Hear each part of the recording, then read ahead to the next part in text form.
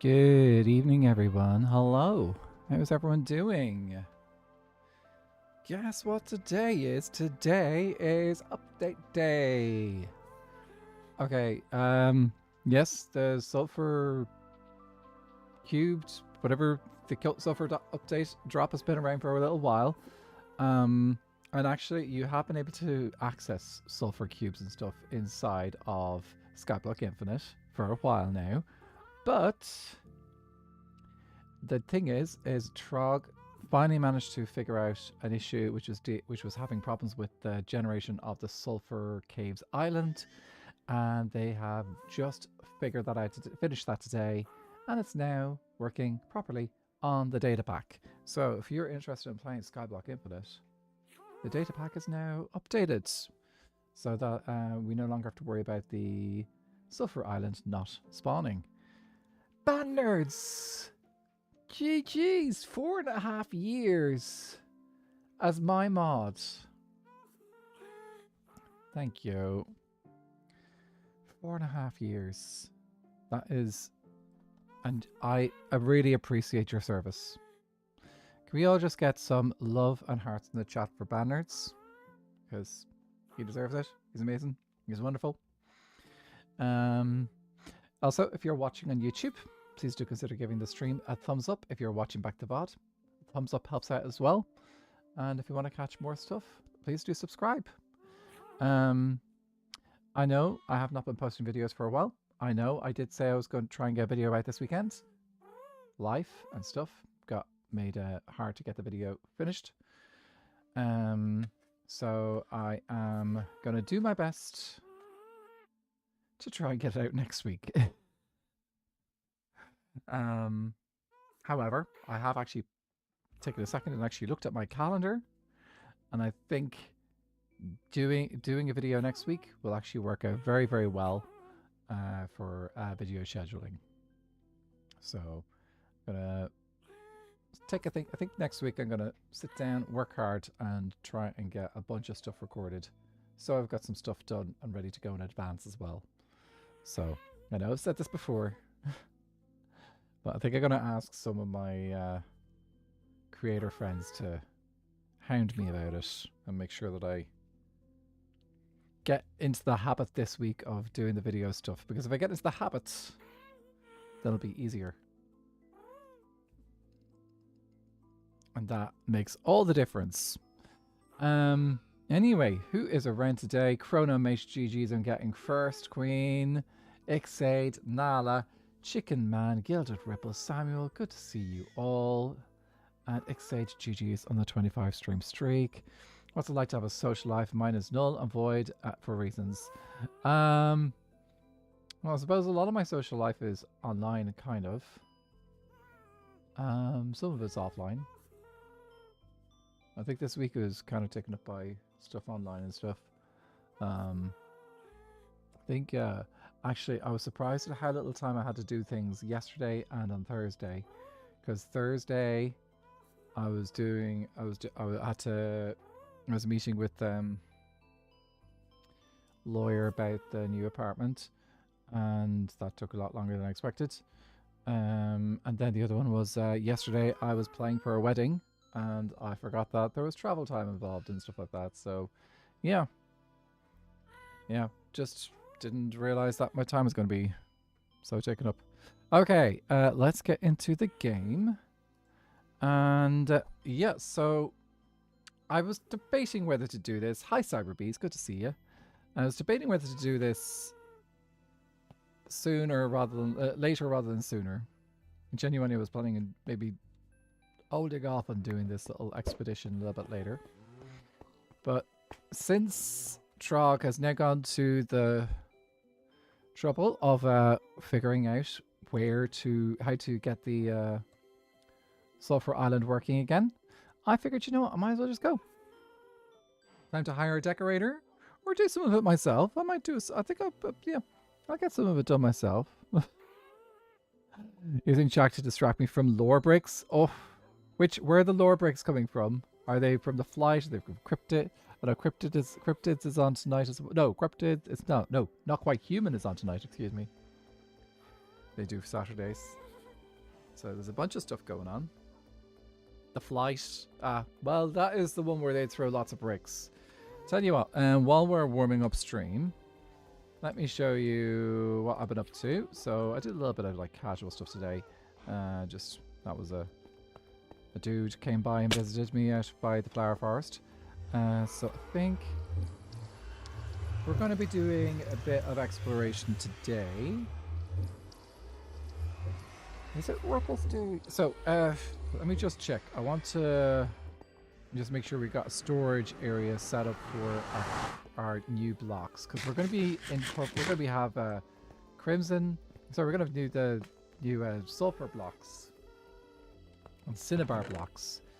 I have got a ton of space in this chest for it, so I think I'm just going to use this chest for cinnabar as well and sulfur. So like this would be a good chest for that. It's got the dripstone. That ties in quite nicely with the other cave blocks. These chests are... You know, I could probably compress these chests down into one as well at some point. Well, if we start getting a lot more blocks, we know what to do. We'll compress those 3 stone types into one. Okay, let me just double check. I've got a good amount of stuff on my elytra. I think I've got some spare elytra as well. Not in there. In here. Ooh, I thought I had some spare elytra somewhere.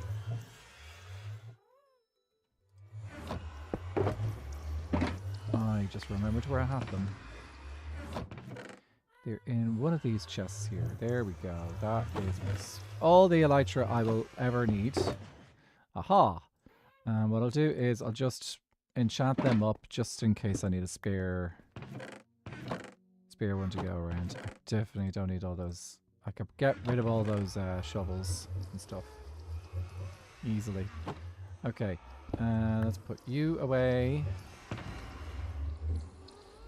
And I want to put this pickaxe away.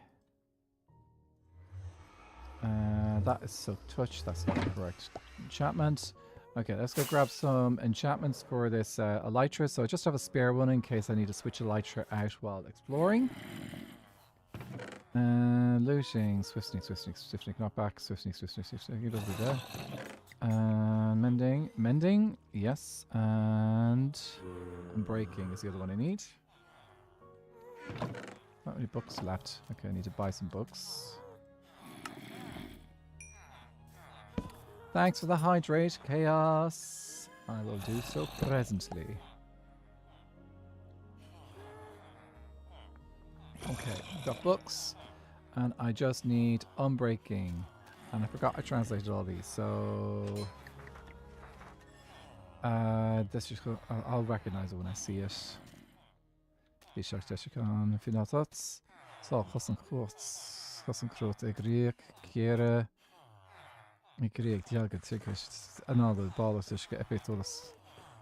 Costing so on mother top of thoughts, poets, Holzocht, Egriek, Tinsrock, Krakatorax, Markletta, Dovrishta. That's it, unbreaking. And here we go. And then we've got these here, so we can switch. Do this, and this. And we got our spare elytra. Worth actually just keeping the spare elytra in our inventory, since if we have to switch our elytra out while flying, we can do that. Okay, let's grab a bit more. Just have some more rockets in our inventory. We'll do a spare. Need to restock our ender pearls, and I'm gonna just shove you in there. Bug. Where?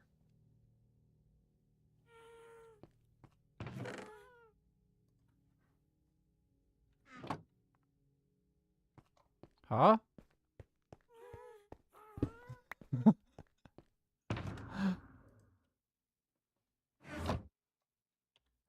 Okay, let me show you what I've been doing out of the flower forest area.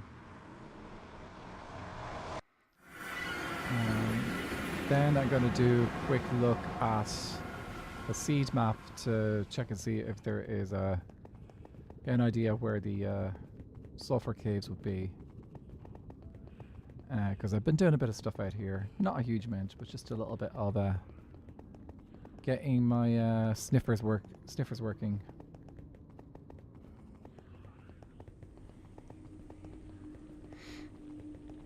They've been doing good. They've got you got a good amount of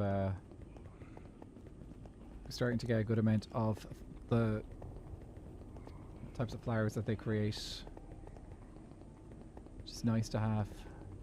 This place is definitely starting to fill up with. This is turning into a zoo.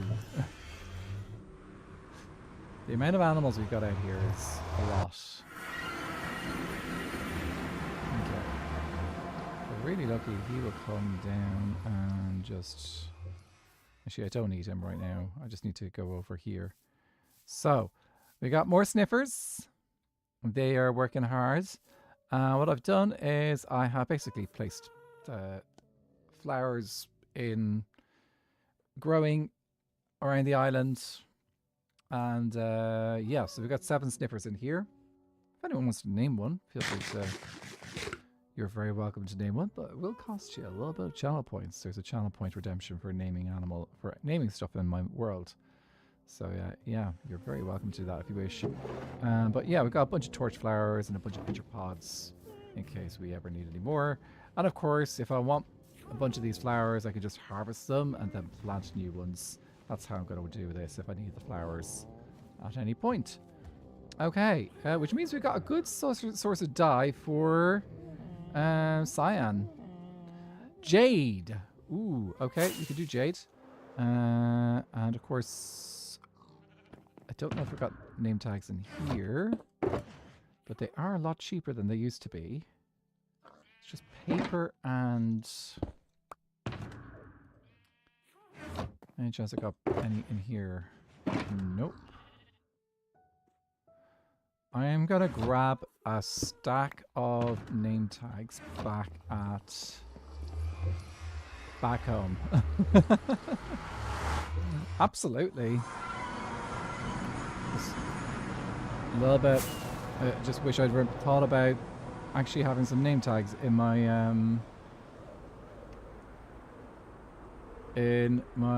ender chest, because that would have been sensible.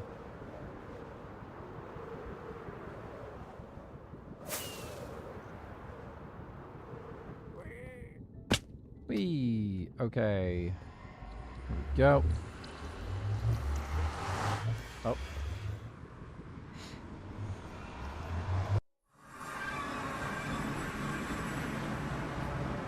Right. And I'm just going to grab a stack of this, turn this into paper. And then we just need nuggets, I believe.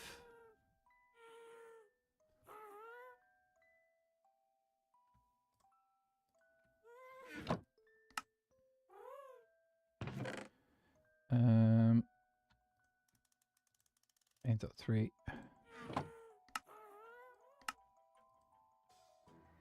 Perfect. Yep, any nuggets you want. Okay, and there we go. Jade. Put the rest of these in here.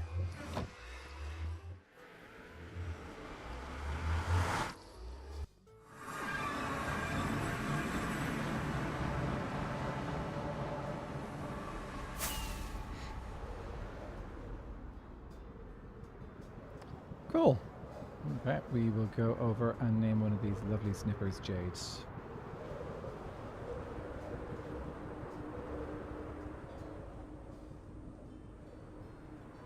Jason Sniff the Third. Yes.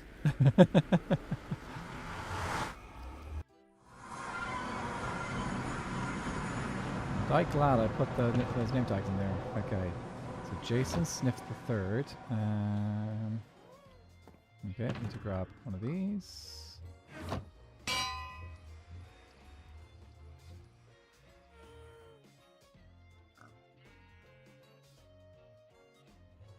That counts. So we got Jason Sniff the Third and Jade. Let's give them those names. Okay, you are going to be Jason Sniff the Third, and then you are going to be Jade. Yay! That goes. Okay, any chance you're going to fly over here? No, that'd be too convenient, wouldn't it? Okay, let me just stay here. We're going to do just a quick little bit of research and see where things lie in the lay of the land. Okay, so it looks like there's a good amount of area out this direction that has yet to be loaded. Okay, so what we want to do is we want to go out beyond this way. This island is going to be pretty far out. I could trim the chunks. But like the world is fine. It's only just once you have the island, we can make a portal out there since we are going to need access to get there to be. Well, actually, once you have the resources, once you got the resources, you can just make a farm back at your base. The only reason why you probably want to build out there is to build in the biome itself. But you get the resources and you get one cube, sulfur cube. It's sorted. So yeah, and I'm pretty sure sulfur cubes can spawn on any block. Okay, so that was out to the east. Okay, let me grab the seeds. Of course, the seed doesn't work here because it's an old world, and old worlds love to not give you back the seeds. Okay, there should be information somewhere on the seed. I think it would be, is it frequently asked questions?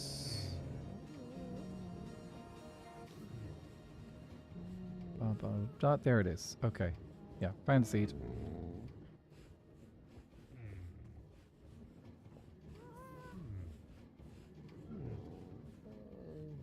Do it when you can, but need to be now. Oh, petal! I will do that shortly. I'll do that after I've got the chunk base up and loaded. Let's just make a new chunk base.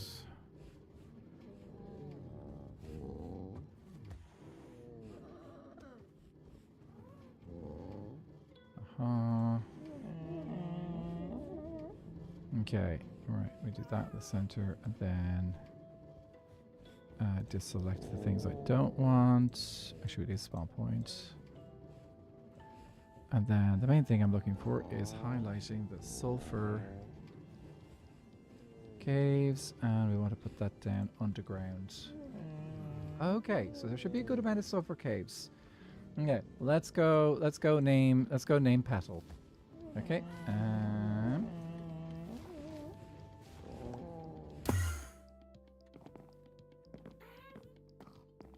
We got 3 of our dudes already named. Miss Murray, the bed is cozy and my book is calling my name if I can stay awake long enough to finish another chapter. Oh, get the chapter done. Thank you for the lurk, Miss Murray, and I hope you had a good time yesterday. And that yeah. Okay, let's name this thing. Okay, you are unnamed. Did name that Petal, didn't I? There we go. We got Petal, Jade, and long name. Jason, wasn't it? Where are you? Jason Sniff the Third. Legs is finished throwing bricks. Oh. Nice. Okay, so I need to go east. And I'm currently at 2700 minus 2000. So 2 about 270. And about 2000. Oh, actually. Oh, this might be... There are sulfur caves, but I think they might be just... The area might have just been loaded before. Oh yeah, we found a bouncing castle for the little one, and I got into foam sword fight with the teenager courtesy of martial arts school. Yes! Okay, the good news is there's a bunch of sulfur caves that are not too far away. Bad news is I'm not quite sure if this area has been loaded yet. Okay, so 3, 4, minus 1, 6.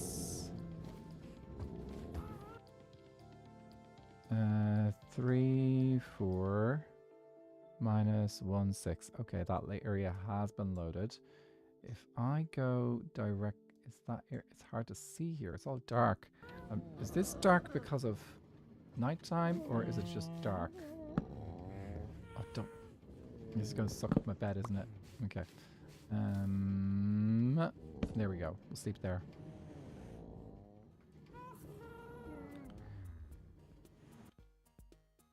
Okay.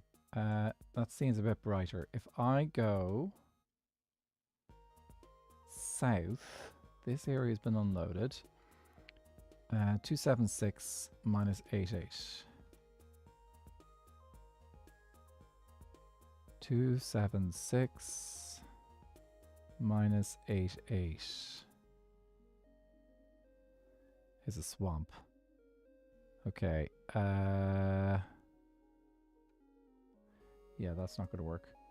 I think I have to do. I think I have to go further west. Okay, let's check beyond 4,000 and 2,000. Okay, 4,000 and 2,000. Okay. So I think if I go either, yeah, I can go either north or west. How about north to 3,100? Yeah, that's all been loaded. Okay. I think our best bet is to go a little bit further south and then go off east. So if I was to say go over here, 3,8 minus 1,5. 3,8 minus 1,5.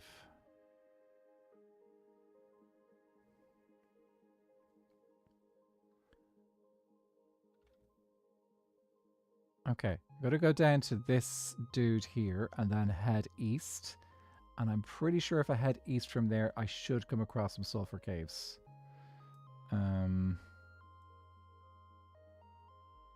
350.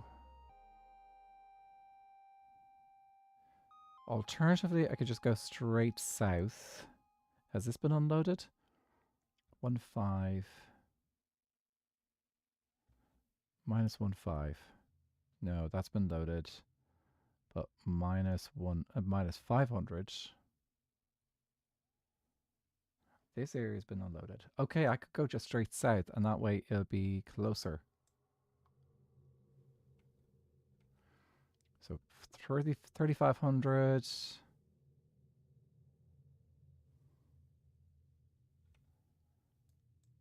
From here, it's so if I go over to 3,000 and then go south,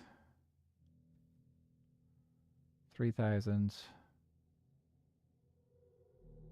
Yeah. Okay, if I go south from 3,000, I should get a hit. Okay, so 3,000 is just a little bit over this way, and then we just go south. This is kind of on the cusp, but we might get lucky and load some chunks here with the thing.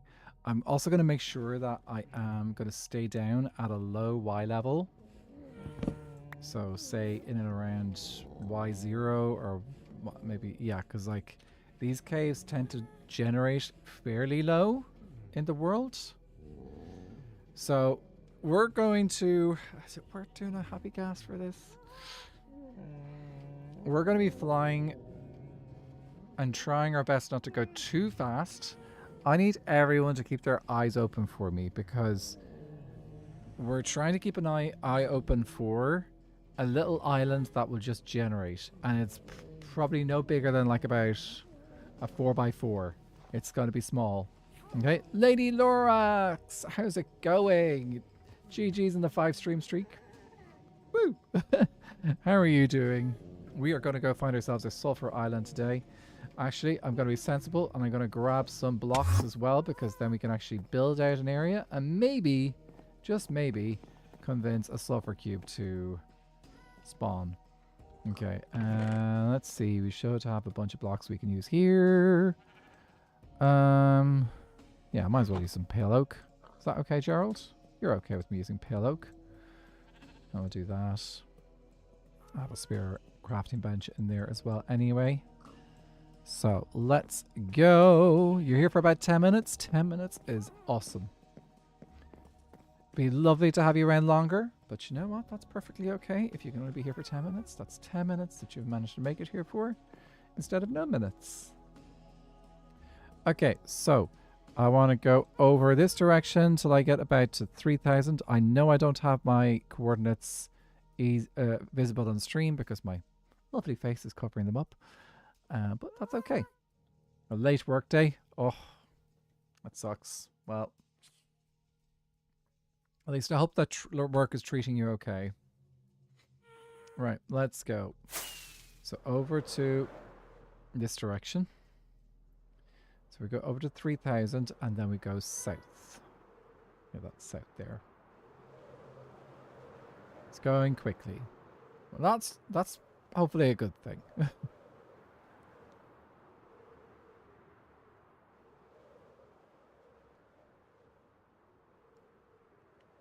Okay. 1.5 hours left.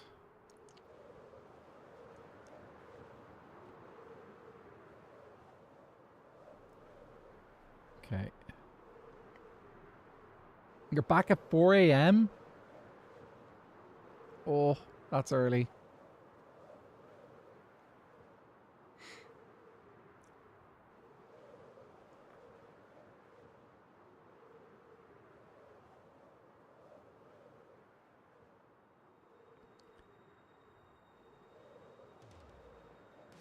You get off at 12:30.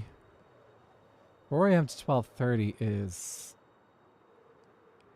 At least you get Monday off. Yeah, at least there is that. Okay. I'm pretty sure I haven't loaded in new chunks yet. Oh, we're loading in some new chunks. Right, so there's a chance we might be getting an island. I have my visibility up at my loading distance as high as possible so I can see as far as possible. Okay, that is not the island I'm looking for, but it is a handy one to have. Oh, I see treasure.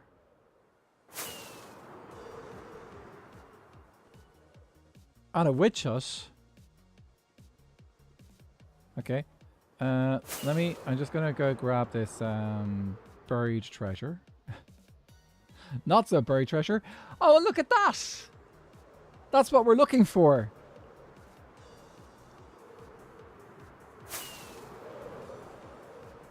Is it going to be in the biome? Is it going to be in the biome? Okay, it didn't generate inside the biome. But, this is the island we're looking for.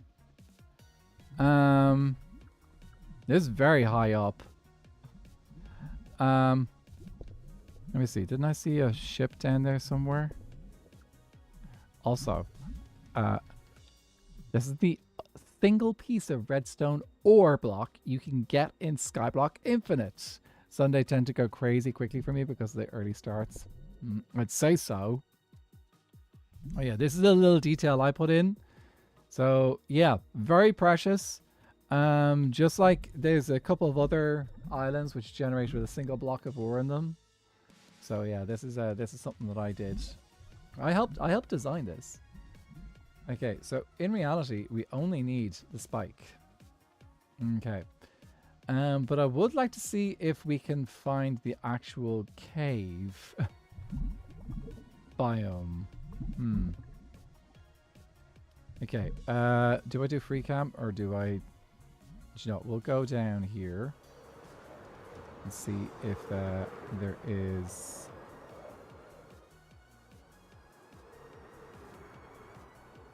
Anything nice in this ship for me?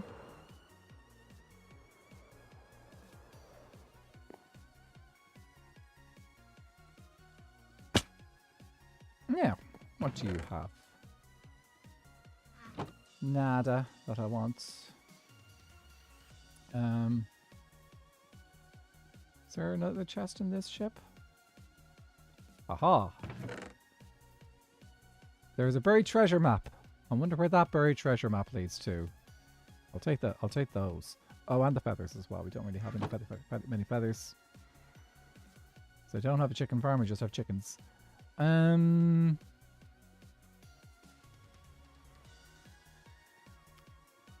think I'm gonna do. I think I'm just gonna do a bit of free cam to see if I can find this island, this biome.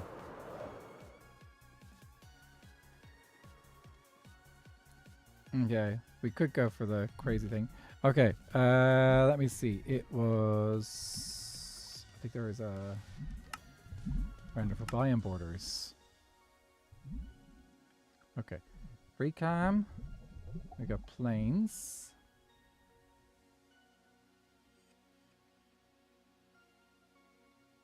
There's a beach here. It's got to be much lower though. Alright, this biome doesn't show up high in the world. Here it is. Okay.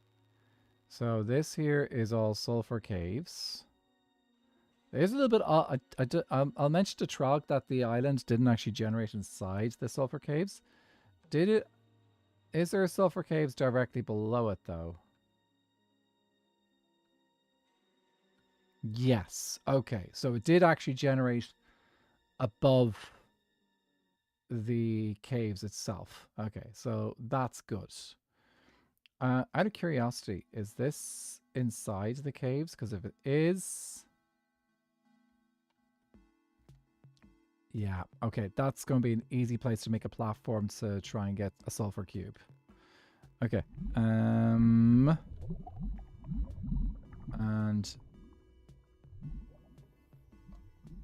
biome borders. That's what I think is the cool thing. That's probably the only reason why I would consider building a portal out here, is if I decided I want to build something with that color sky. Okay, I know it's nice to kind of keep these things for posterity, but we're going to just collect all of this lovely stuff here. And actually, if I'm going to do that, I am going to be sensible and I am going to gather it all. I don't want to lose a single block.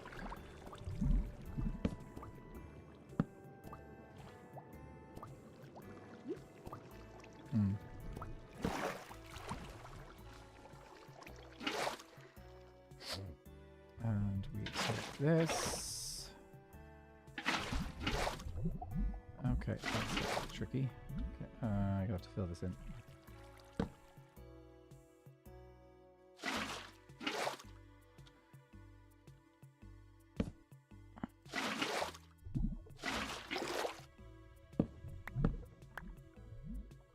Oh, it's deep slate redstone.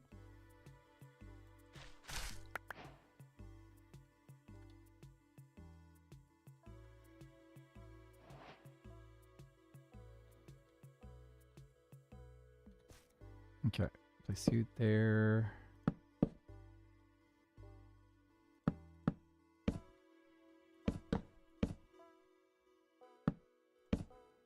The next thing we need to do is actually set up a farm so that we can actually make more sulfur spikes. Because that's how we get more cinnabar and sulfur blocks. Cinnabar has got a custom recipe in Skyblock. Because there is no recipe for Cinnabar in vanilla. And but nice thing with Sulfur is that we didn't need to add a custom recipe. Sulfur is renewable in the game itself.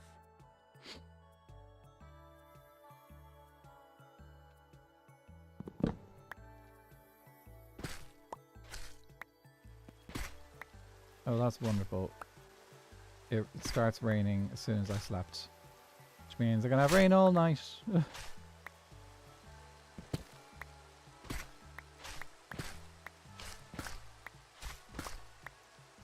Okay, and then we take this down.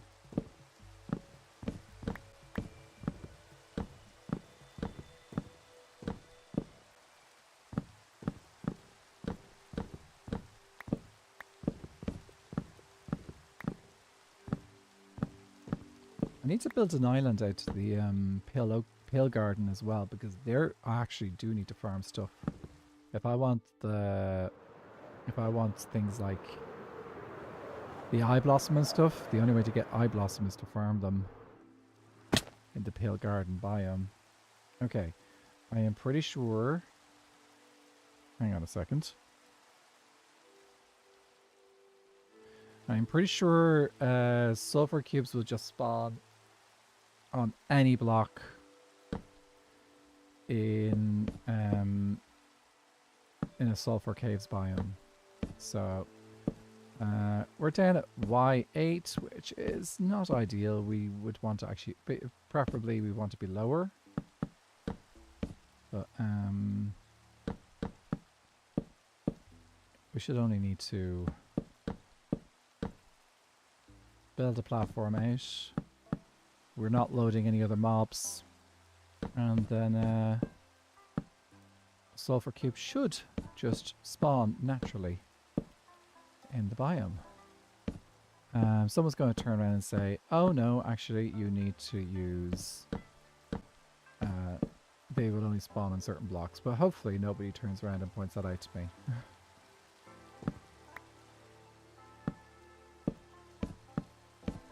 Of course, I need to be 25 blocks away for, or 24 blocks away for something to spawn anyway, so just going to build this platform out quite a bit.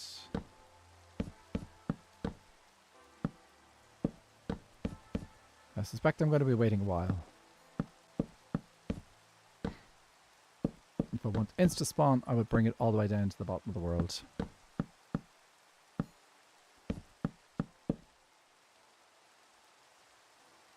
Let's craft up more slabs. Oh, can I fit all this into... I've got bundles.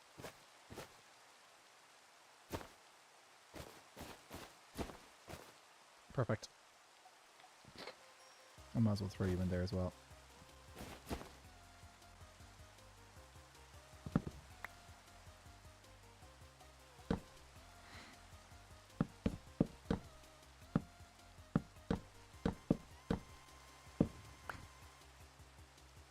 I realized today, when I started...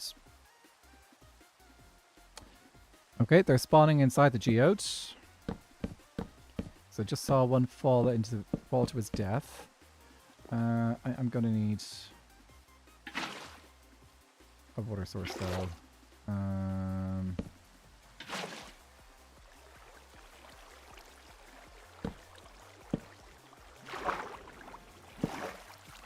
Let's quickly get rid of that.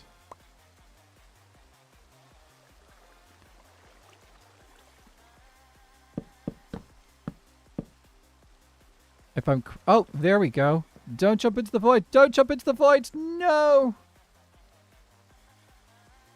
Oh, there's a zombie in here.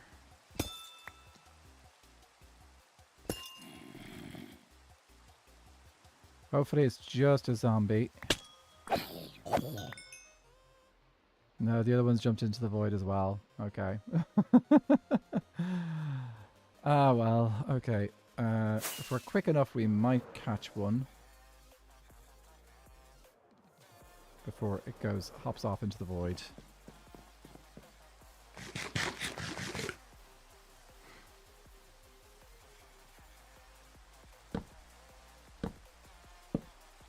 Yeah, so I realized today, and this is after me doing a whole bunch of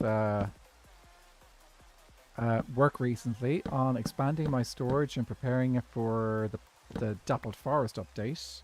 Have they even named that update yet, actually? That was the exit of a geode. I know, that would be sensible, wouldn't it?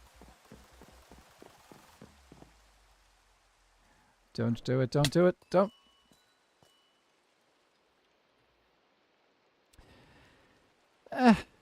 Okay, let's be sensible and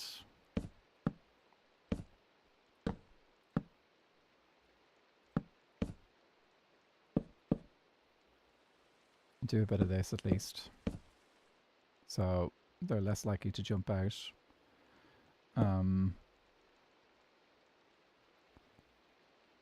That'll reduce it. I'm going to put that there. Okay, that'll reduce the... Oh, I love the colour of the sky here. Oh, whoa, whoa, whoa, whoa, whoa. There's a couple guys here. There's a couple guys here. Yes! Yay! And just because we can... 2. Yeah, we got 2 dudes in a bucket. That is good enough for me. But look at this sky, guys.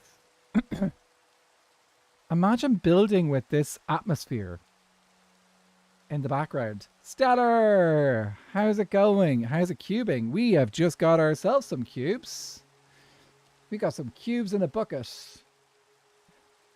Sky GG's on the 25 stream streak. But just look at the... Okay, I would love if there wasn't raining, but look at this biome.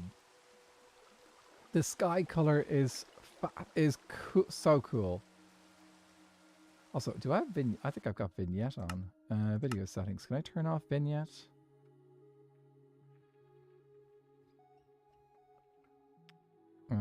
Show vignette.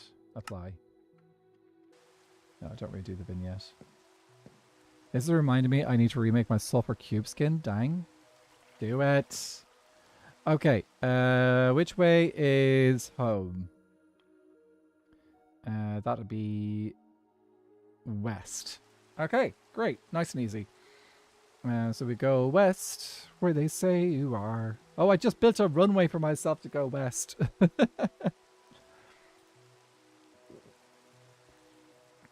Right, time to go. Goodbye, Sulfur biome.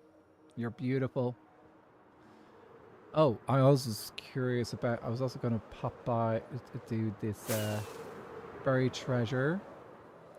Since it just happens to be there, we might as well.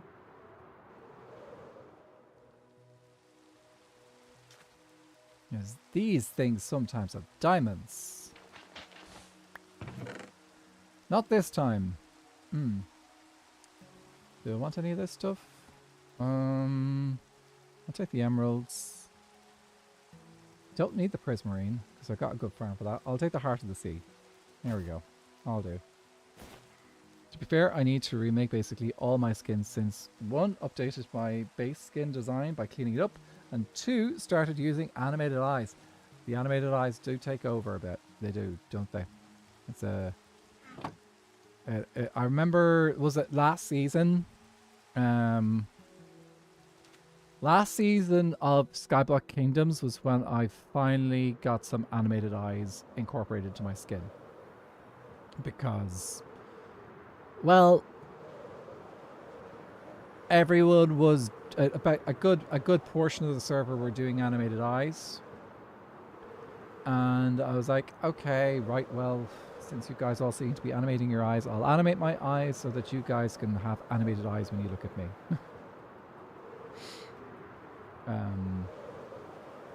I don't actually, yeah, that's so I popped it into the skin, and now anytime I set up a new skin, I will incorporate the animated eyes as well, just so that people have access to them. Can experience the animation of my face.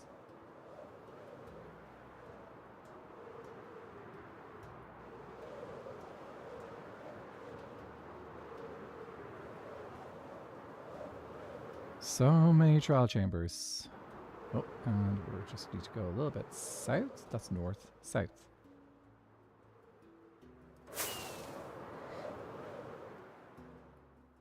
A little bit south, and we should see our base.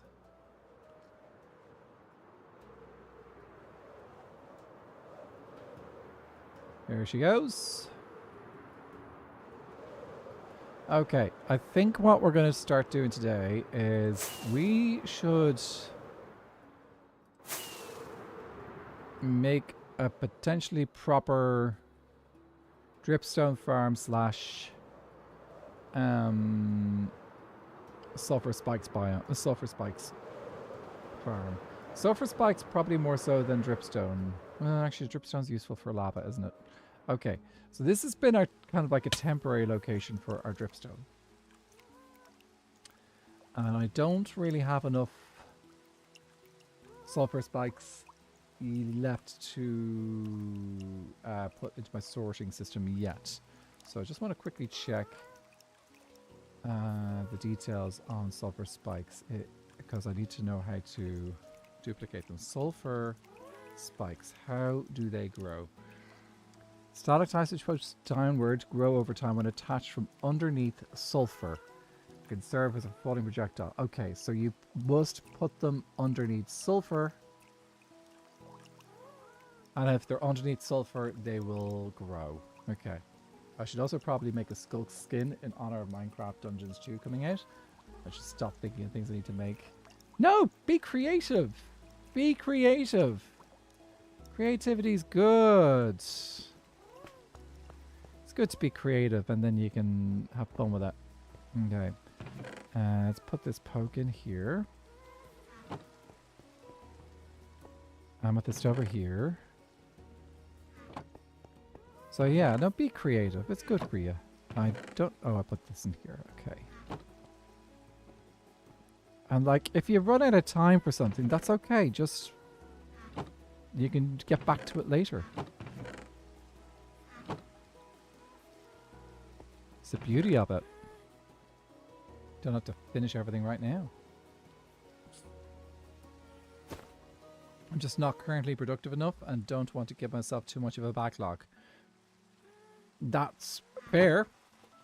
It's hard to, like an Ouroboros or however you spell it. It is hard to kind of get into the discipline of like, it's okay to write down ideas. And then you have ideas which you can play with later if you have time. But I also understand the thing of, I've got too many ideas and then you're like, then you get paralysis, decision paralysis. I do understand that. I've had that as well. So, that is definitely a thing. Okay, we're going to put these two guys in here for now because we want to make we don't actually need to use them yet, but we will have to make a nice spot for them in the future. Okay, and then we just throw the sand in here.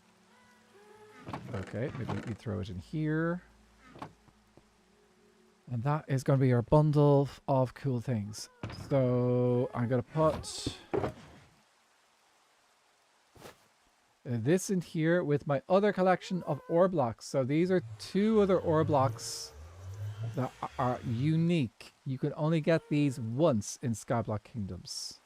So the copper ore and the emerald ore. Those are unique. They cannot be duplicated. Well, I don't know. There might be glitches out there that you can duplicate them with, but these are impossible to get otherwise. And I don't need the spare elytra because it worked out fine. Right. Oh, we can get rid of the rain. Finally.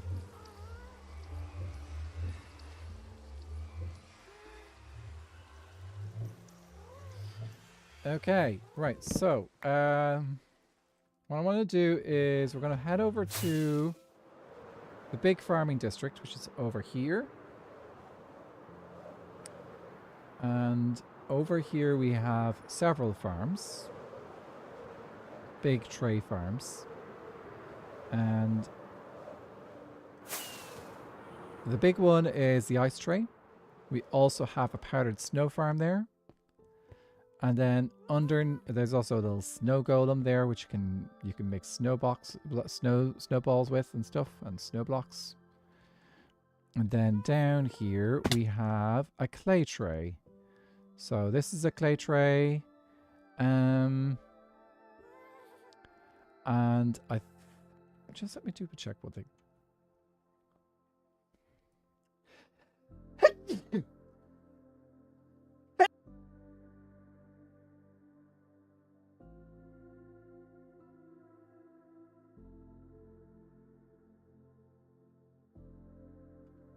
Thank you.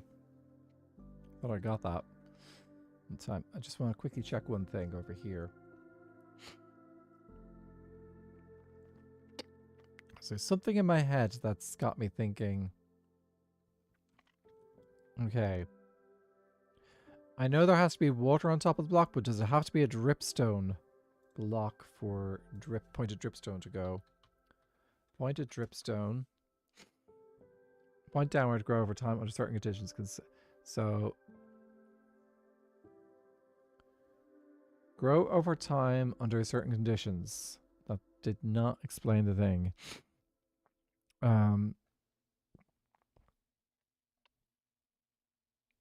So, pointed dripstone can grow only if it's hanging directly under dripstone block with a water source under. Okay.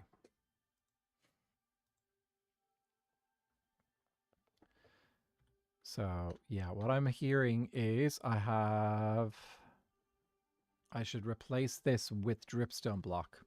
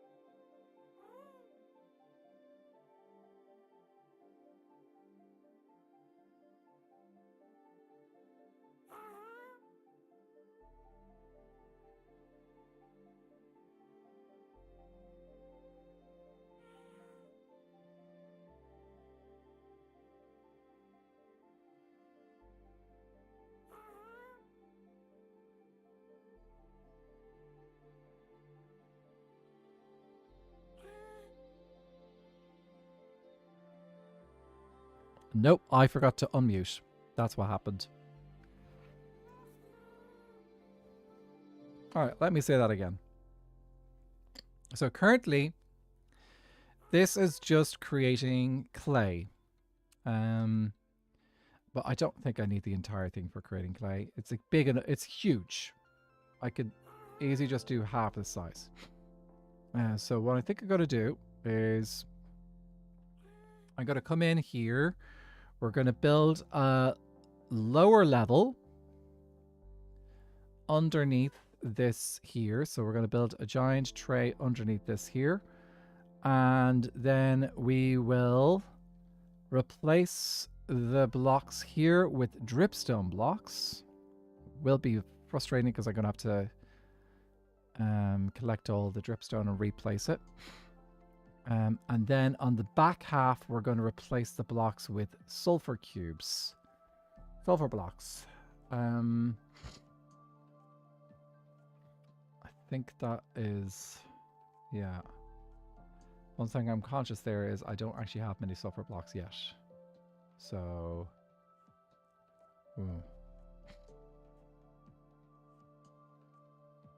we need to grow sulfur spikes.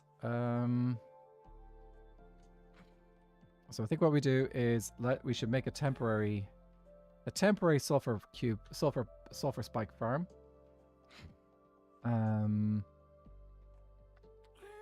While we're working on the tray underneath. Okay, cool. All right, let's go get some wood. We can start building a tray, and we'll also place down our sulfur blocks so that they can start growing. and expanding how many sulfur stuff we have.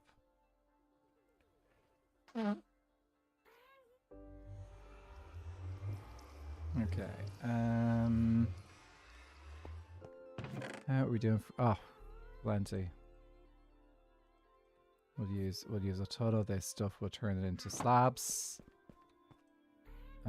Let's just turn you all into slabs, and then we've got a bunch of slabs to work with. I also need to grab some more buckets because I have just used up my buckets from my previous project. And there's plenty of water over there, so I can just grab some water buckets over there. Cool. Happy gas is over there. That'll make it easy to get our start of our platform going.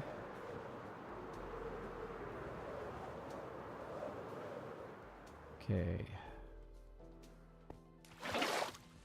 There's our water.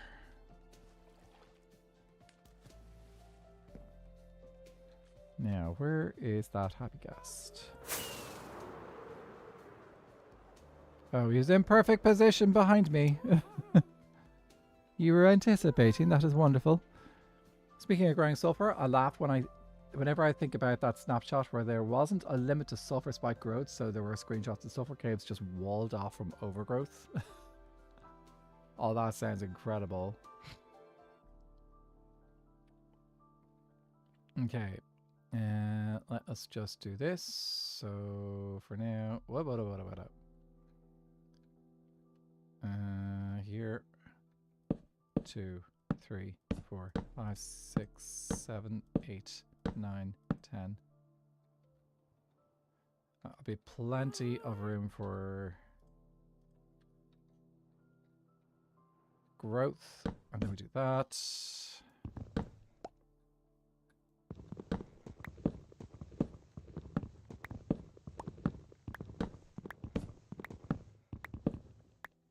Cool.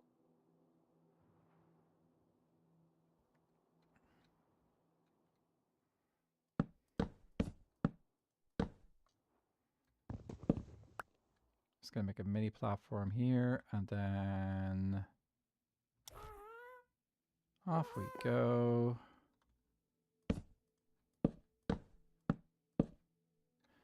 En zo 3 carcoig. She shocked ox need ze. En do 3 carcoig. She shocked ox need.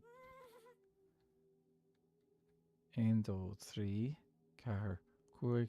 She shocked ox need ze. En do 3 carcoig. She shocked ox need ze. Did I bring any lanterns with me? Yes, I did. That is something I'm gonna have to get some light sources as well, because it's going to get dark down here otherwise.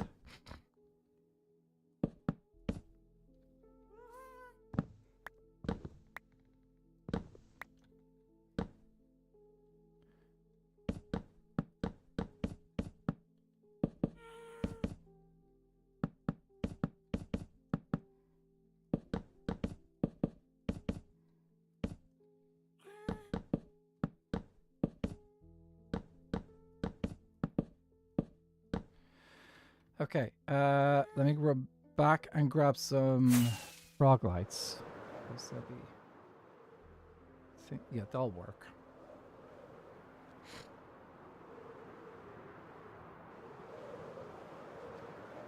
And I've got tons of frog lights.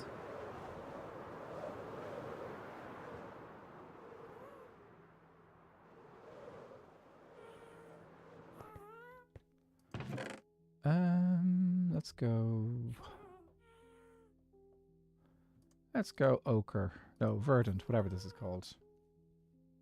Ochre is the yellow one, isn't it? Yeah, and pearlescent is the purple.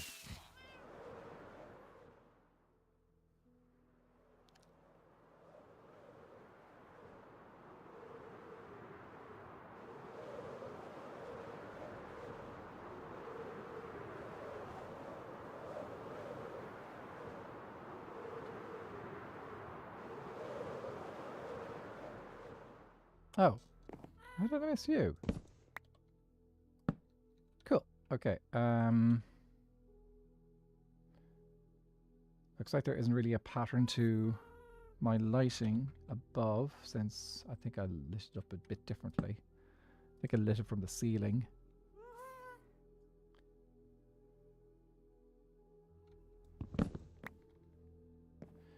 Good news.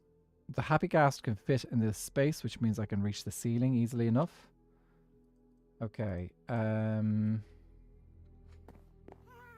Now, as I said, I wanted to have a basic starter farm here so that I can get things going. So I'm just going to do 2, 3, 2, 3.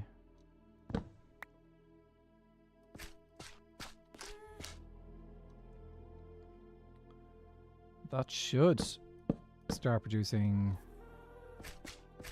spikes.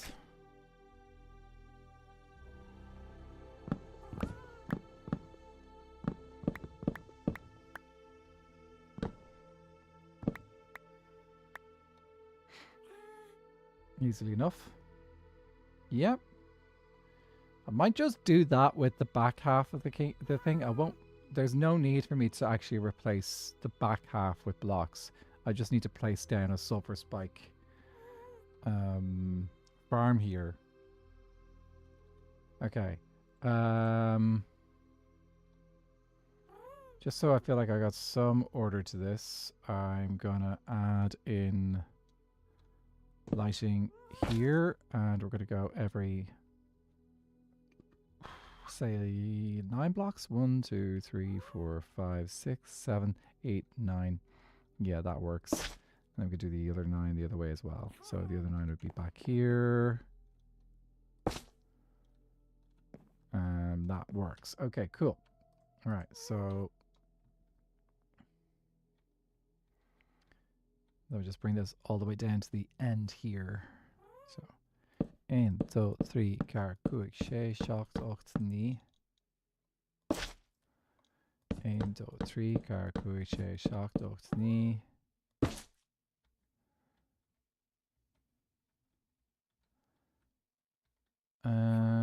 Technically, a couple of spots there. I'm not going to worry about it. Okay, there we go. 1, 2, 3, 4, 5, 6, 7, 8, 9.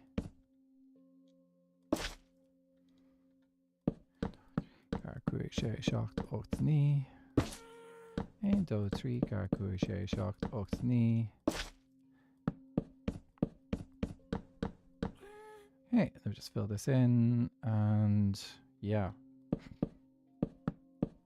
And then I think I'm going to move to working on the front half of this farm, which is going to be for a dripstone, because honestly, we're going to be waiting quite a long time for the sulfur to be expanded. As like at the moment, it hasn't even grown a single bit yet. But we've got this space ready to go for when we do need to expand our sulfur area.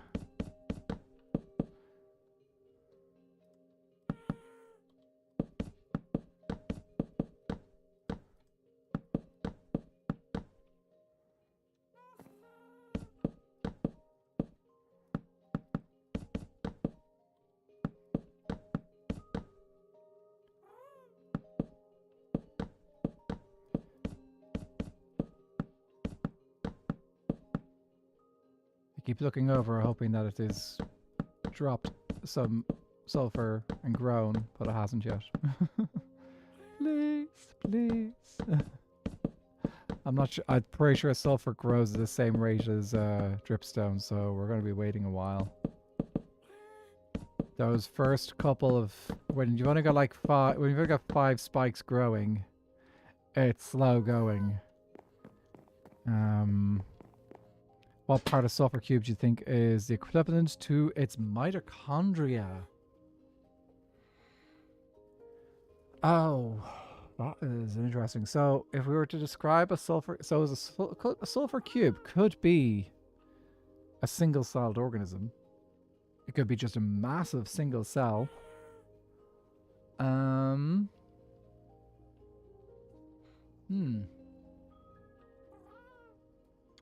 So there's obviously the exterior part, which kind of encloses the entire center of the sac.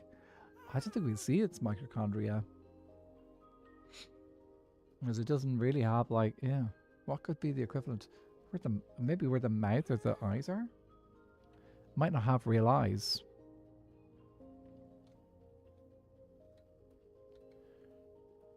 Okay. Let us build a platform this wide all the way along here, and then we can start replacing some of this with dripstone. 1, 2, 3, car cuig sé seachtocht ní. Cuig sé seachtocht ní. 1, 2, 3, car cuig sé seachtocht ní. 1, 2, 3, car cuig sé seachtocht ní. Cool, that works. 1, 2, 3, car cuig sé seachtocht ní.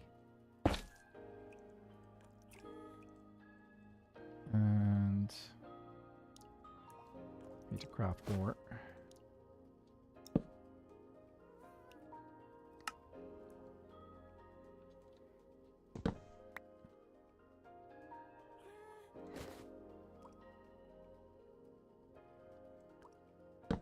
So 3 car cuig sé seachtocht ní.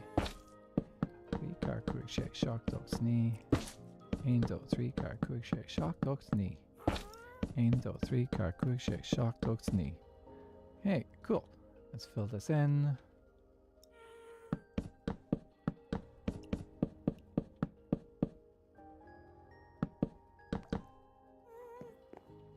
I just thought of an image that's a sulfur cube's face, and it says something like, realize, realize, realize. Bottom text. That's a tongue twister. That feels like a tongue. That's a brain twister rather than a tongue twister. You're like, what on earth does that mean?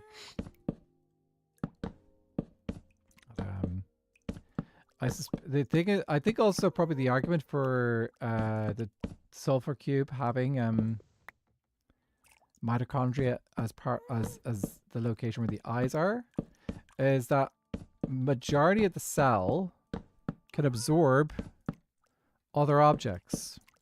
So if the mitochondria of the cell is where the eye location is, because the eye location is somewhat protected, but it's on the surface.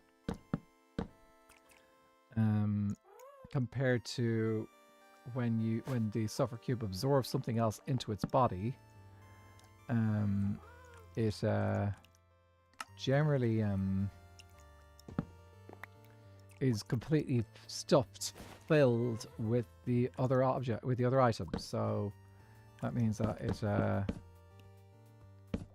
needs to house its energy matrix somewhere else, the powerhouse of the cell somewhere else. So that's what the mitochondria is, isn't it? It's the powerhouse, internal versus external mitochondria. I would like see the thing is that the mouth and eyes of a sulfur cube are still within the gelatinous skin. I don't remember what the cell membrane. There we go. They're still within the interior of the cell membrane, but they are right on the edge. So they're not necessarily external, but they are on the edge of the internal part of the cell. I have to say, having watched Project Hail Mary recently enough, I ended up watching a video recently which talked about the iridium biology. So that's the alien that is in Project Hail Mary. But they talked about the biology, and I didn't realize. I think they talked about the biology in the book, which I have not read. But it's the guy who wrote the book has clearly put a huge amount of thought into the science and the realistic elements of the science that could go into an iridian's biology and how it could genuinely be feasible. So it was fascinating watching a video on breaking down how iridian physiology works, and yeah, absolutely. It was. I'm curious to see how. I don't think anyone has ever. I don't think I've ever read a scene. I don't think I've ever seen a sci-fi explore biology to that detail and science to that level of detail. Like, so often sci-fis they've got fantasy element to them. Even Star Trek as well. Like, Star Trek often will put the story first over the science. He also wrote The Martian. He's got a reputation for wanting to make the science as real as possible. Yeah. The one story I read, one author I read once. What was her name? Let me just grab her name again. Can't see it from here.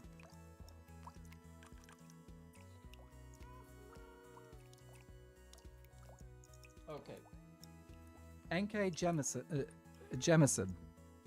N.K. Jemisin. So she's written a fantasy series which is a fantasy series called The Broken Earth.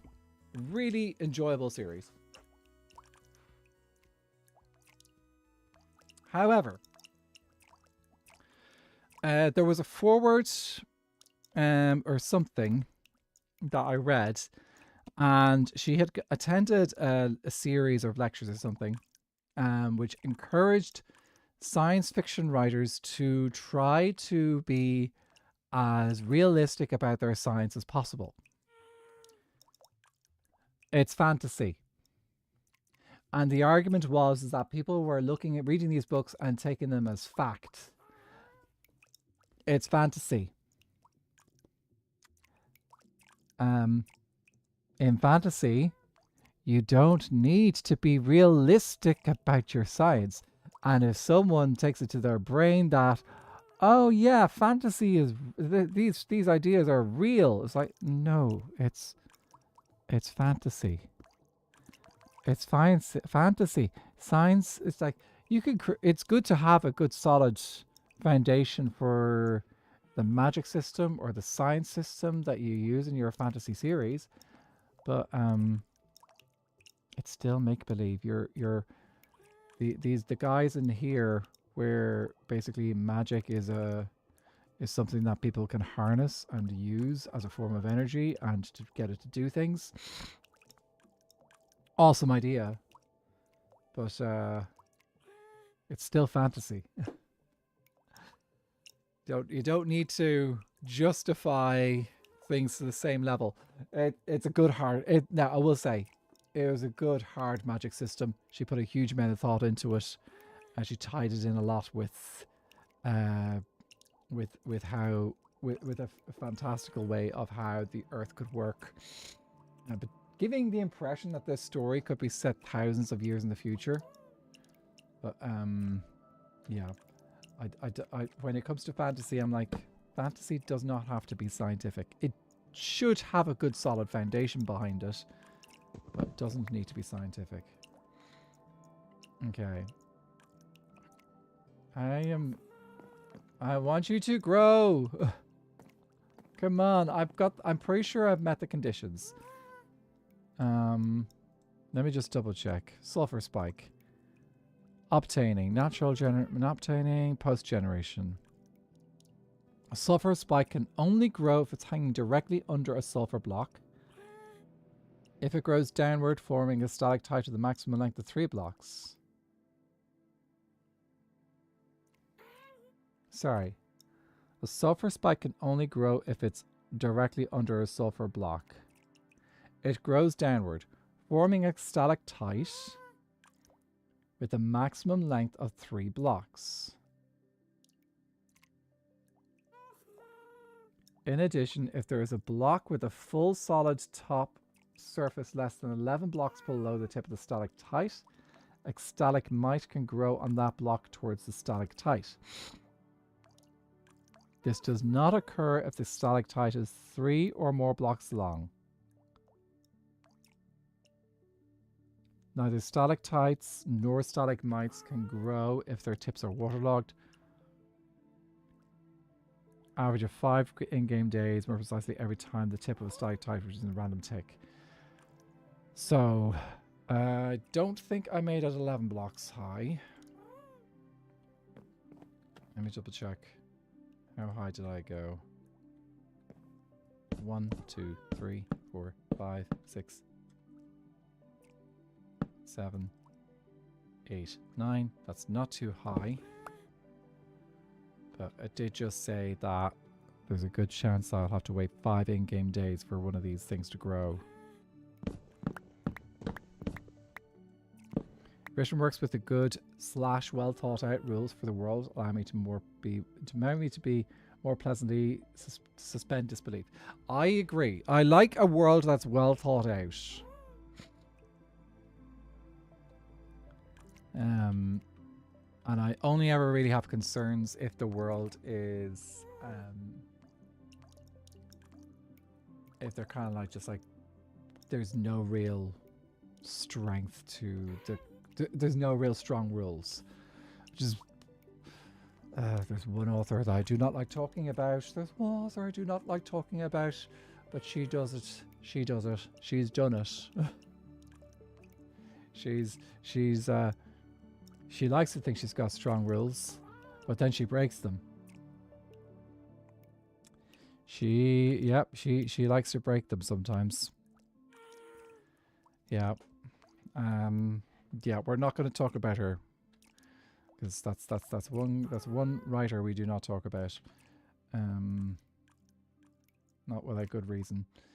Okay. Where did my actually we're going to go back. Is there worth making? Actually, you know what, let's make a chest.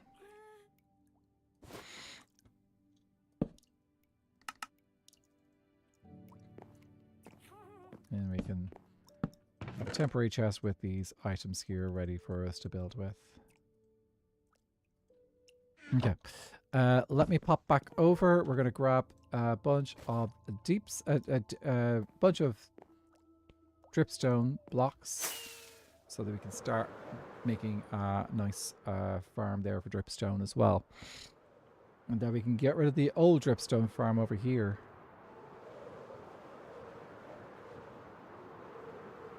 Gareth Nix's Old Kingdom series. I've heard of Gareth Nix.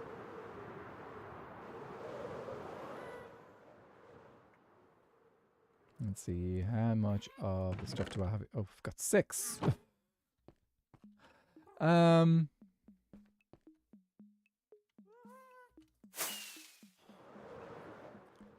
I should be able to buy some.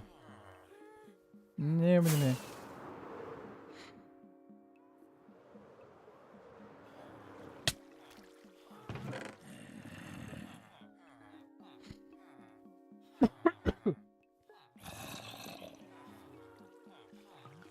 Okay. I have to buy some books first. Let's buy some books first. Very clear, well thought out rules for their magic necromancy, and it's done with music in the first book, which I'm reading now for the 4th time. It's a surreal. And yes, I did finish my chapter. Yay! I have to reread the first 3 books before I'm allowed to read the 4th and 5th, which I didn't know existed until last Christmas. Oh.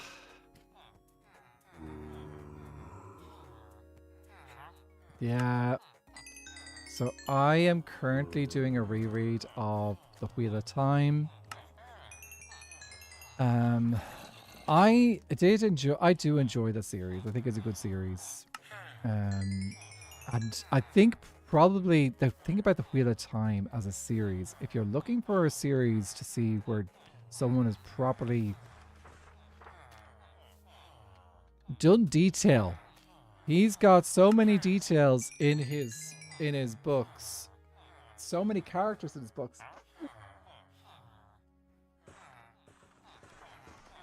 and he's got a very solid system for his magic. So he has all those details. There are things about it that I'm like, ugh. I do feel that he is. I do feel like his system of gendered magic is a bit too. It's very much of an era of. It's very much of an ideology that men and women are fundamentally different on every level. I think the irony is even though the system of, even though the rights of a world where men and women are very clearly being written as, oh, we're supposed to be fundamentally different. The irony is, because you read often from both perspectives, you often see perspectives, you're often reading from the POV of a male character or a female character. I think the joke is that Robert Jordan, while he did make this whole thing in the characters as if they see each other as completely different, the men and the women, you don't really see much difference. It's all about like, oh, this I could never understand men. Oh no, I could never understand women. I just like a lot of the choices they make. I think that's one of the reasons why Jordan actually did a pretty good job of writing his characters, is that he's writing humans with the perspective of them thinking that, oh, the other gender is just like an alien beast, but in reality they're not. They're very similar. Good morning, Cass. Has anyone ever been herded by Budgie? Your Budgie is herding you. That's quite an achievement, I think, isn't it?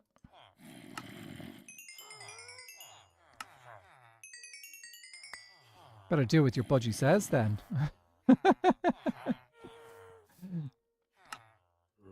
That's adorable. Actually, that I love that Australia is like, it was is a natural habitat for budgies. Like, it's where a lot of budgies come from. So when I was there, we found oh, this is really cool. We found a place in Queensland. We visited a cafe in Queensland where they have an aviary, and the aviary is specifically for birds that need to be rehomed, or birds that have no longer got a home to live in. So they're all domestic birds, but they no longer have a home to live in, because, like, turns out, like, think about parrots and birds of those species, they actually can live quite a long time. So what's happened is that, say, their owners have passed away, or their owners have no longer able to look after them, and so they end up this particular aviary is specifically there to help look after birds that no longer have a home but cannot be moved into the wild because they're domesticated. It chases me around the house and bites my toes if I walk too fast. That's adorable. I return. I had to join a VC in a Discord to rant about today. Flight bricks. How are the flight bricks? I have not really been able to follow majority of the stuff that's going on flight, because majority on stream. I know some people have been making videos and stuff, but like, it's just so much content. So I have not been able to keep up. But any particular bricks you want to throw this way, or probably maybe just in case someone's not looking for spoilers, but someone remind me to write a fantasy magic system where I can non-binary all over the place. Do it. I think that's probably the beauty of the Wheel of Time is, even though it is very much gendered, I think part of it is reinforced by the fact that the magic system is gendered. So you only have there's a male side and there's a female side to the one power. They both are they both are approached differently. So you wield the two sides of the power. Satan is wielded one way, while Cider is wielded another way. So there's a genuine difference. It does kind of beg to question if someone was saying, if someone is the magic system tied to, because there's if people don't mind spoilers, this is a bit of a spoiler. One character dies, but their soul is reconstituted into a female body. So their soul, they were male, and they were placed into a female body, and their soul kept the connection to the male source of male side of the one power, not the female side. So they were physically female, but they could access the male side of the power. So yeah, that is something that happened in the story. But they don't really go any further. They don't really talk about any other feats of gender exploration besides there isn't like what would happen if someone was trans and able to access the power.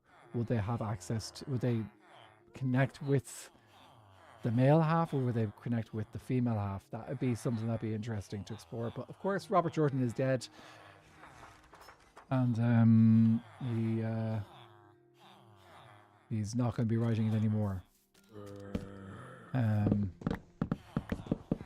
Another writer who did do a thing, Brandon Sanderson.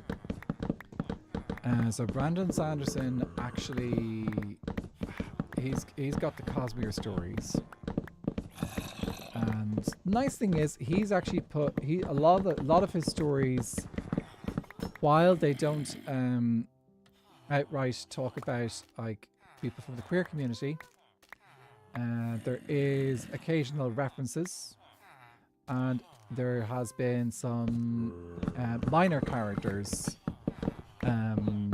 that have appeared in that are representing the queer community. Do I do that spoiler? I would encourage people, if they would like to get a bit of read a bit of queer representation in his stories, to read Stormlight Archive, because eventually some good stuff, some good representation shows up. But there's also one small story that happens in Stormlight Archive that actually has a trans story going on as well,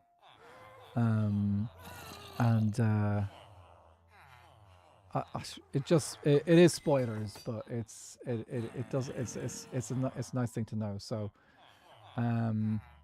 there's a character who is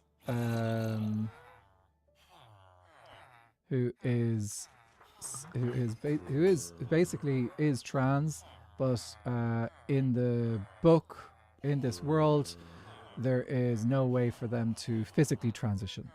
So they are trans male, but there's no way for them to physically transition, but they are male,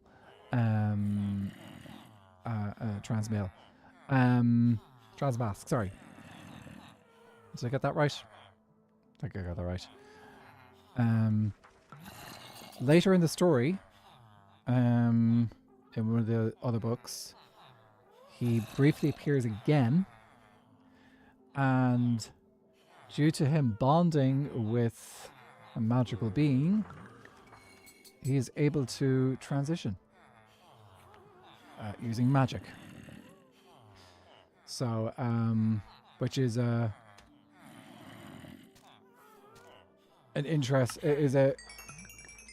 interesting that Sanderson decided to explore that a little bit. I hope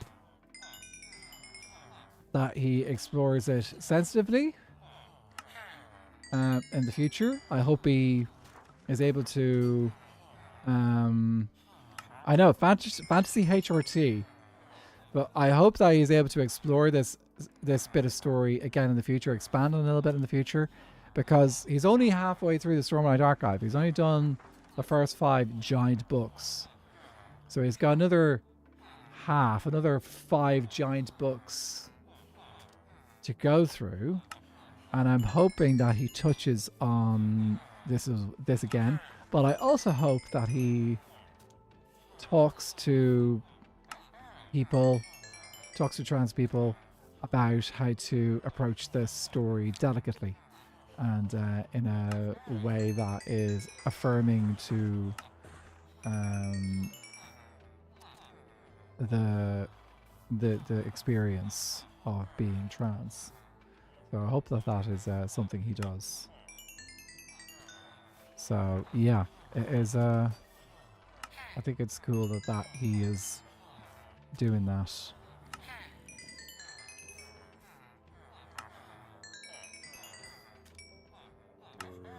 Actually, I will say one thing. There's one character, one queer character, in the whole story that I did not see coming. I did not realize. It took me. It wasn't until he actually came out, or the book brought him out of the closet, that I realized it was a queer story. And with hindsight, I can actually say, you can actually say, no, this is most definitely like a queer story for this character. And it made so much more sense as to why this character was acting the way he was. Because like I just didn't pick up on it. It's like it was just like the way he was acting just did not connect with a queer storyline for me. I think it was probably overshadowed by the fact there was a few other things popping in as well. There was a lot to unpack in that character. Okay, who has got dripstone? I'm pretty sure some of these guys sell dripstone. Yes, they do. Oh wow, okay, that's a lot of dripstone.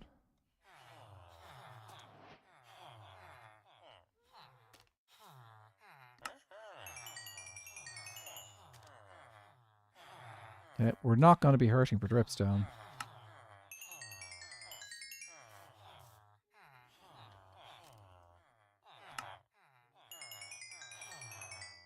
It would be awesome if Mojang added sulfur blocks and cinnabar blocks to masons.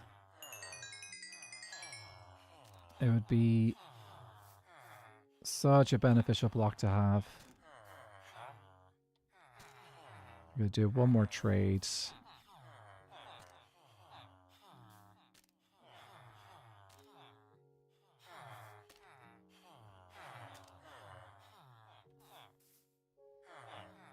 Provided I can find one more.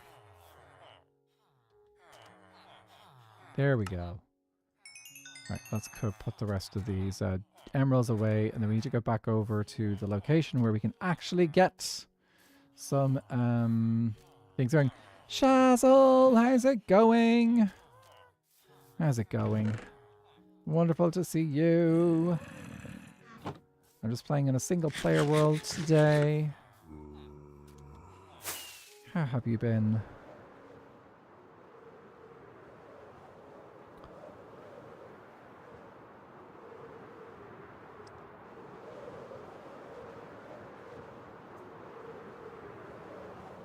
Okay. We're making some farms. Long time no speak, except accidental thumbs up, lol. Yep. Okay, so that is still not grown. I'm trying to get these guys to grow. They're slow. Okay, where is the...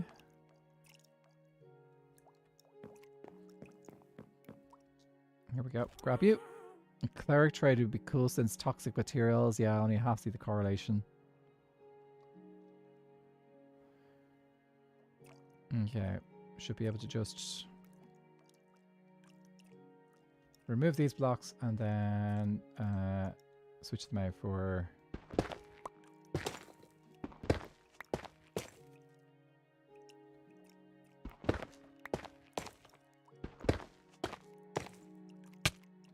Seasons behind. What is your world? Floating island. Lowlands. This is Skyblock. So Skyblock is basically you start on a tiny little island in the middle of nowhere. And then you build everything up from there. So I started this one a few years ago now.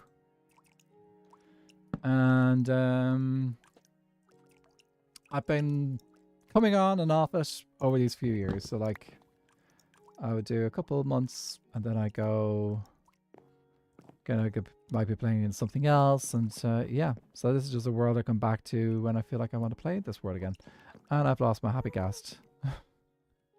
Where's me happy guest gone? Oh, he's gone up, hasn't he? There we go. Also, these guys are new as well. Well, newish and not. I think they've been around. They've been around for about a year now. It's kind of crazy to think like these guys are happy guests are a year old.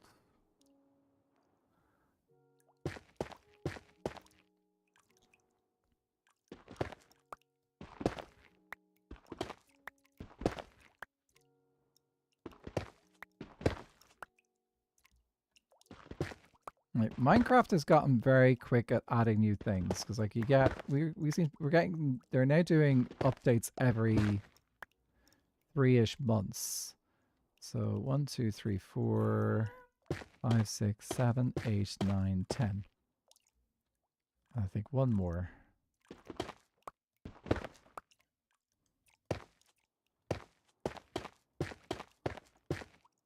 Just be 2 seconds.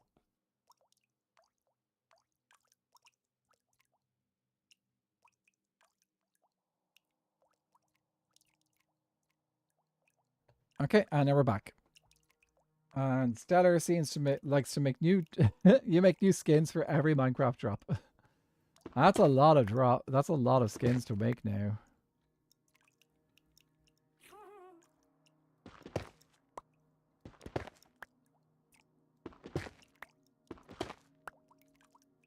Ooh, whoops.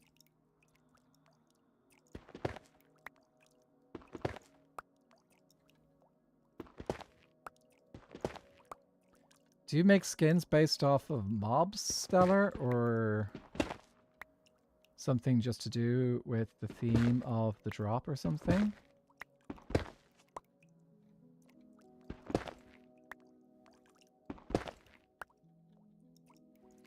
What do you think you'll do for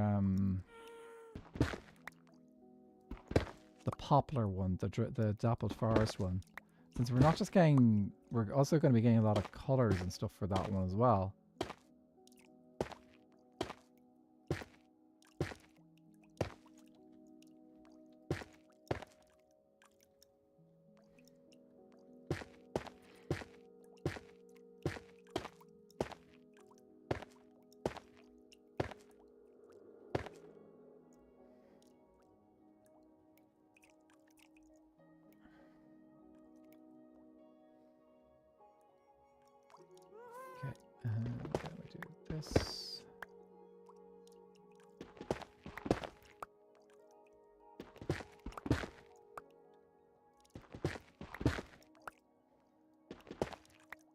Started fairly recently, making them based off drops. Even then, I've sort of been slacking with that. It's a lot to keep up with, though. So, like, can't do everything, but like, it's nice to get the ideas. I suppose it helps that like they've really worked hard with the drop system to make every drop feel like a theme. I know that things were definitely themed beforehand as well, so like every update had a bit of a theme. Even Even the small updates, they did their best to try and theme them as well. But like with the drops, they really have worked hard on the marketing side. Which is why there's often new mobs popping in, because then they can market them and sell plushies and stuff like that to encourage people to buy things. Already have a dapple forest skin. It changes the colours of my base skin's outfit to be more autumnal.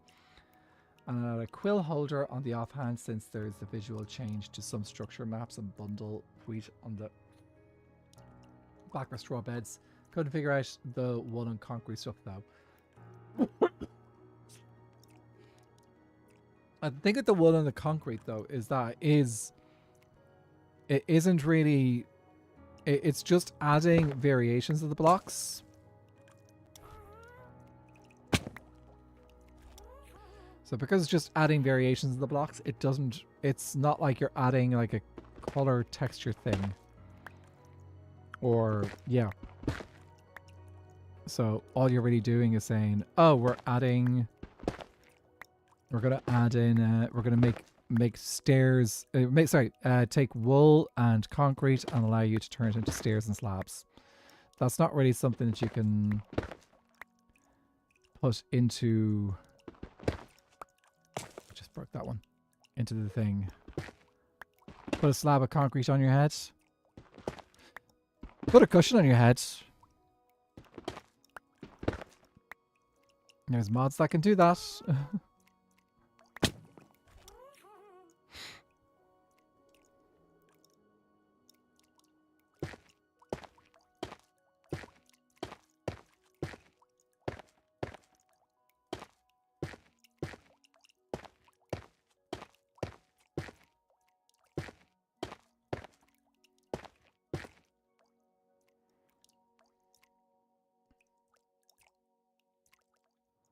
Okay, if I start seeing these growing, then I know that that's slow. So, in fairness, there's a lot more dripstone working than... there's a lot more dripstone working than sulfur spikes.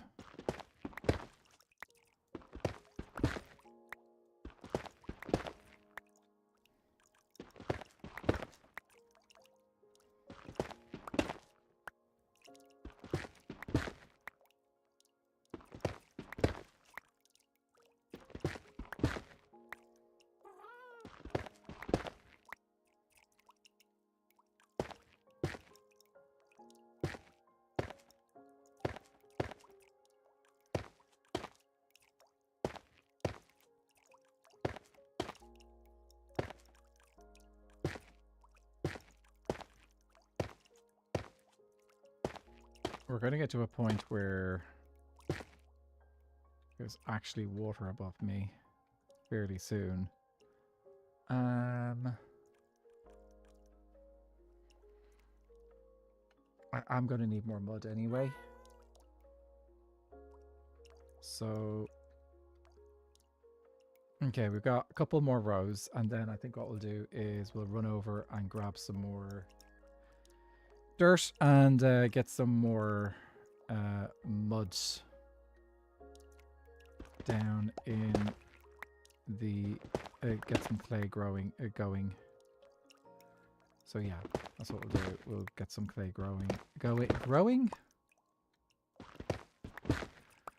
We'll throw more dirt into mud. That's what we'll do. That took a second.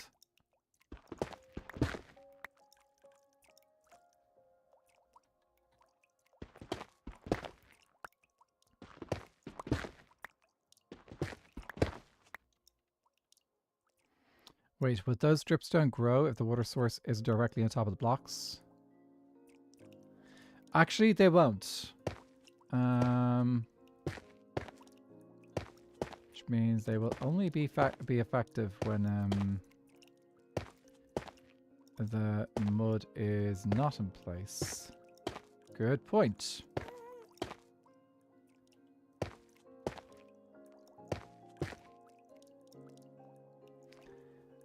Forgot about that.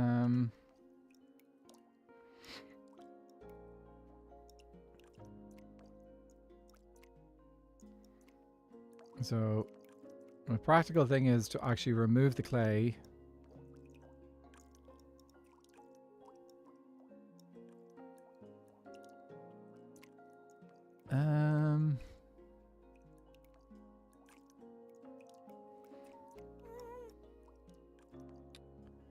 Might have made more sense to put this further down.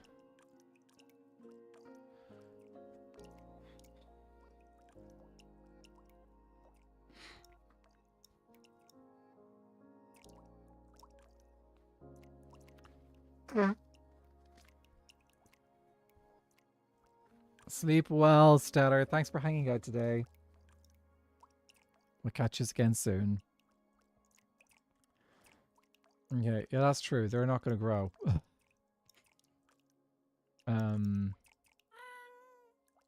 Need to fix that. Okay, so if we...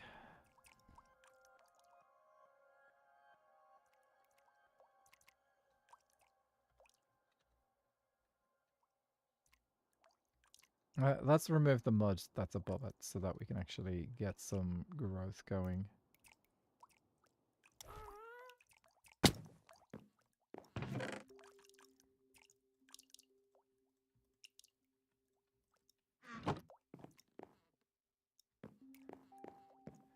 Is there any... no, there doesn't need to be. It literally just has to be sulfur spikes on sulfur blocks. That's all of the requirements that are needed.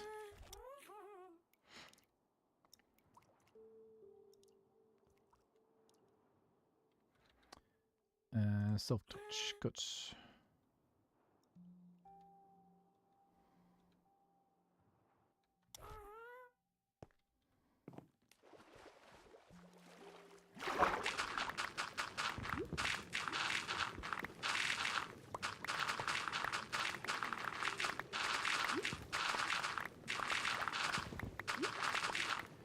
I think all of my achievements have been reset.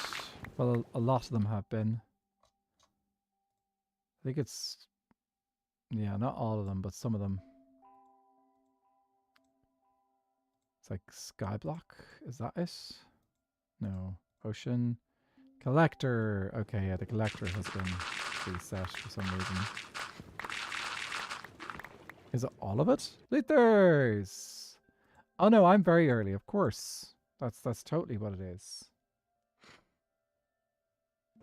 Yeah, my looks like my sand collector is also sand collector has also been reset.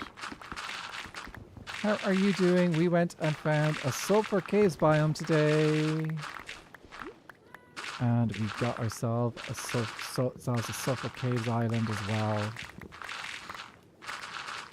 We also got some sulfur cubes, but I haven't really played with them yet because I've been working on trying to get my sulfur blocks growing.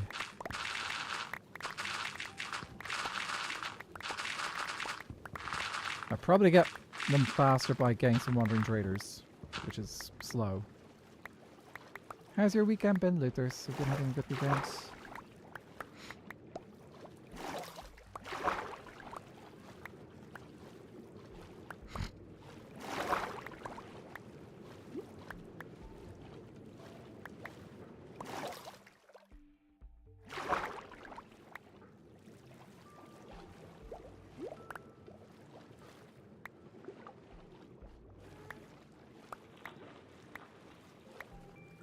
Been working on plans for projects and stuff recently as well. It's just been then actually getting around to actually doing the projects as well, which takes time. Okay, F3B. So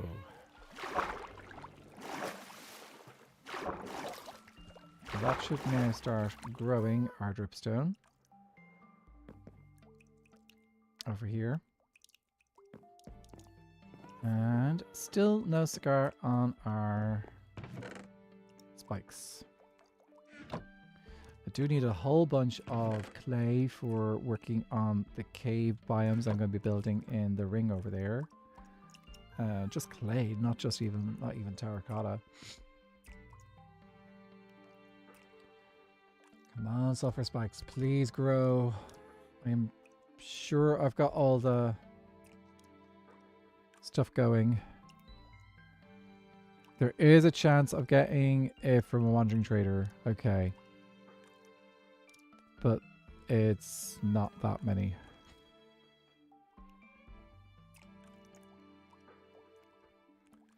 So it can only grow if under a sulfur block. Grows downward, forming a stalactite with a maximum length of 3 blocks. In addition, if there is a block with a full solid top surface, less than 11 blocks below, the tip of the stalactite, a stalagmite, can grow on that block towards the stalactite.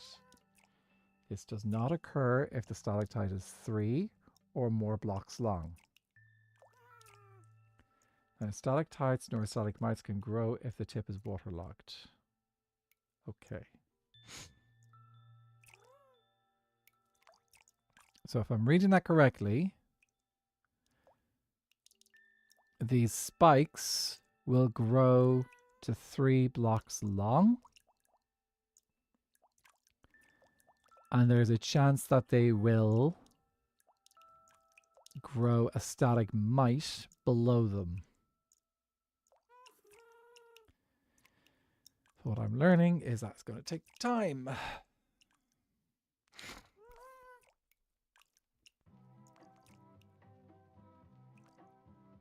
This would be where we just leave a character AFK for ages and ages and ages and hope that it actually grows somewhat. One thing that's making me feel better is the fact that the stalactites, so the stalactites over there or stalagmites have not grown over there. So, yeah. It's slow. I want it now. I'm going to need to expand this farm out a huge amount to get a good rate.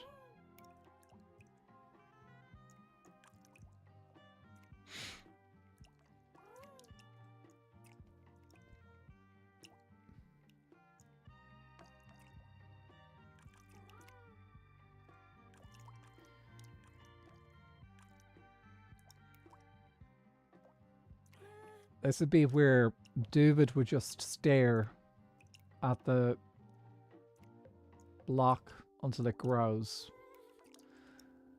I don't know how he does it. He did the copper oxidizing stream.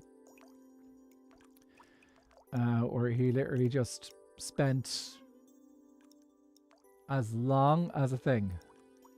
As long as he wants. As long as he could, just staring at the one block, waiting for it to oxidize. I think it helped that there was other people there that were messing around with him and scraping off the rust, the oxidation. What about the red block? So the nice thing in so what we have added into the data pack is a custom recipe. So in Minecraft vanilla, so normal non-skyblock, the only way to get cinnabar is to mine it. So the only way to do it is to collect it from the caves. In Skyblock Infinite, the custom recipe is sulfur spikes and redstone dust. Pretty sure that's what we did. And that is the clue that for the recipe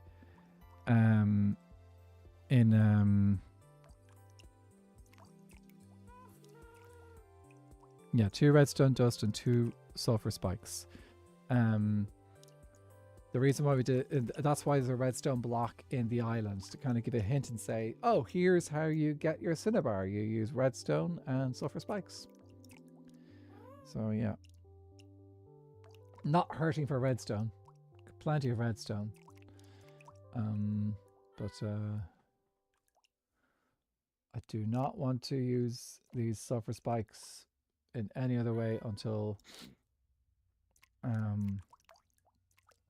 we have a bunch of them.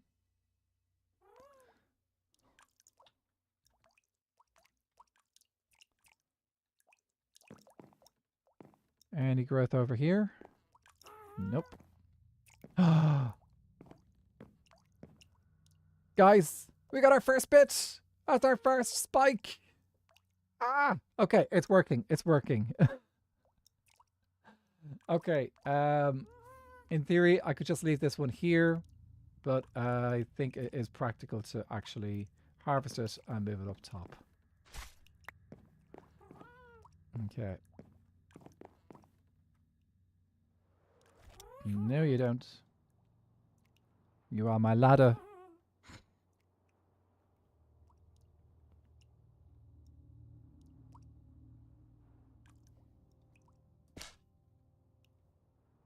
Aha. Now we have 6 working for us. Twixie, hi! We got our first sulfur spike growth. We found our little sulfur caves island. We've harvested all the resources. And now we are slowly waiting for this stuff to grow. And it is just as slow as dripstone. Which, there's a little dripstone farm at the end there. Oh, exciting stuff. I know.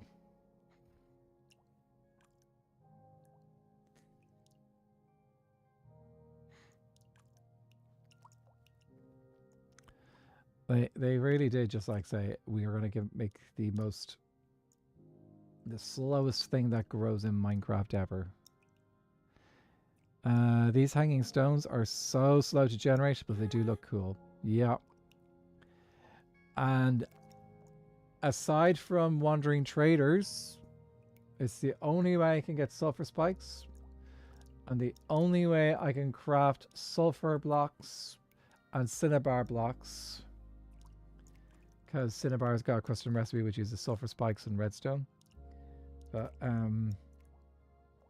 yeah. I think if anyone wants to do any serious amount of building in Skyblock with these blocks, they should build as big a farm as possible. It's gonna take a while to build because you have to do this, which is basically wait for your blocks to grow. But it's gonna be it's the only way you're going to be able to duplicate this stuff. I'm going to point this out to everyone in Skyblock Kingdoms who is considering using cinnabar and sulfur in their builds. I'm going to say plan those for mid-season or a little bit not first thing of the season. Obviously, we haven't released any information on when we're starting yet, so can't say that. But yeah, anyone who turns around and says, "Oh, I want to use cinnabar, I want to use sulfur," I'll say, "Wait." It's like someone turning around and saying, "Oh, I want to build with terracotta." No, you don't do terracotta at the beginning of the season. A little bit later, sure. Beginning, no. I build with sand or sand before I build with these because at least with sand I can make a farm.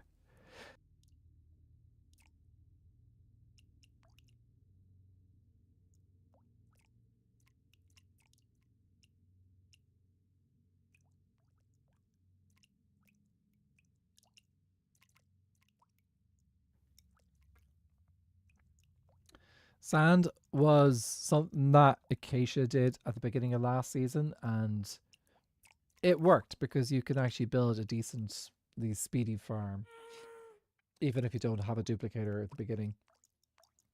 Kid, how's it going? Because you can do there are farms which allow you to get husks and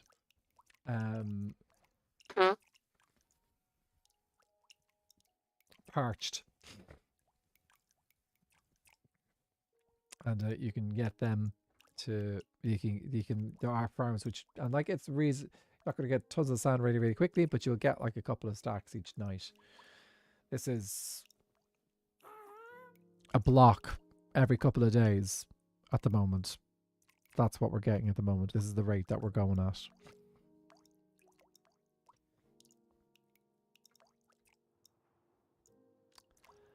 I think what we're going to do, because might as well just have something to do while I'm doing this, is just continue building out the platform. So we're going to be expanding. So we might as well. You're planning on using much of the sulfur or just getting a little for decoration? I want to build a sulfur cave inside part of the ring over there. So that's going to need a good decent amount of sulfur and cinnabar. So if I want to recreate a cave system, I'm going to need quite a bit of it. So what we're going to do, it's going to be quite a bit to work with there. So I think what we'll do is we'll just spend a good amount of time expanding this platform, checking to see whether we get any more yellow stuff, and then we can just continue to expand this. It's just like doing a dripstone farm. It takes time to get going. I am pretty sure I didn't have a the dripstone pointed dripstone. That took me a while to expand as well. The nice thing is I did have I could buy dripstone blocks from the stone cutters, so that saves me having to craft them. The one thing is I will have to actually craft sulfur blocks to do more sulfur. 1, 2, 3, 4, 5, 6, 7, 8, 9. That was the distance, wasn't it? Yeah, it was 9. 2, 3, 4, 5, 6, 7, 8, 9. Aiden, how's it going? 4, 5, 6, 7, 8, 9. Good to see you again. 4, 5, 6, 7, 8, 9.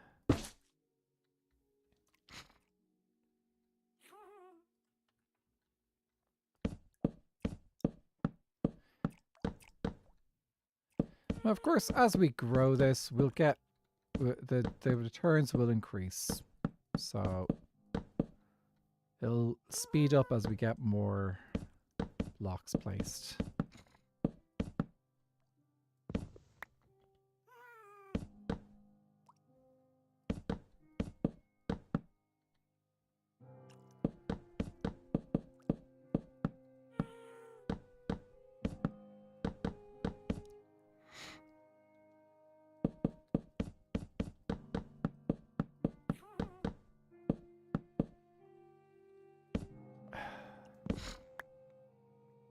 It'll be, actually it will eventually be faster than when I built a giant farm using tinted glass.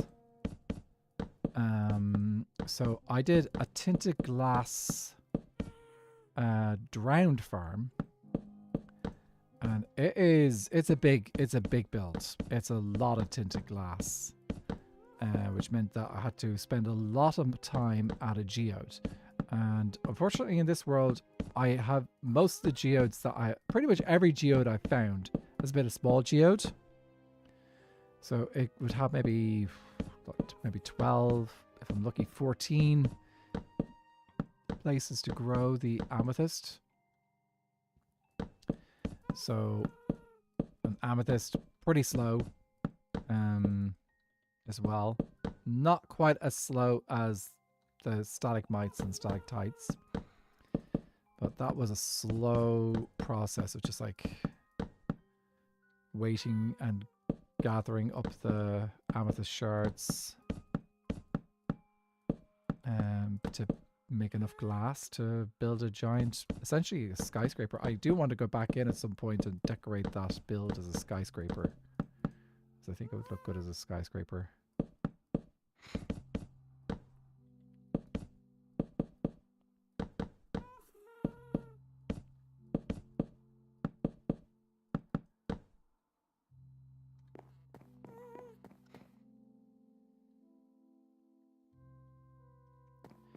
I was thinking actually the other day, got to think ahead to things like Christmas again. I know it's very early to be thinking about Christmas, but 1, 2, 3, 4, 5, 6, 7, 8, 9. The reason why I think early about Christmas is because, well, it's part of the busy time of year for me, so I want to think ahead a little bit. 2, 3, 4, 5, 6, 7, 8, 9. So that when it does come along, I've got my plans in place. 1, 2, 3, 4, 5, 6, 7, 8, 9. And by plans in place, I mean 1, 2, 3, 4, 5, 6, 7, 8, 9. I missed that bit. And by having those plans in place, I mean knowing what song I'm going to build this time around on Skyblock Kingdoms. At this stage, each Christmas, I have done note block magic. So season 1, I actually did 2 songs. I made Deck the Hall. That one. And then the other one I did was Auld Lang Syne. So I did Auld Lang Syne for New Year's. Yeah, so we had 2 songs, no block songs. And then in season 2, I did Carol of the Bells. And that went down a real treat. A lot of people really enjoyed that one. So I want to do... I'm going to be thinking ahead to what song to do this time. I might do a little bit more planning, and that way I might be able to do something a bit more complex.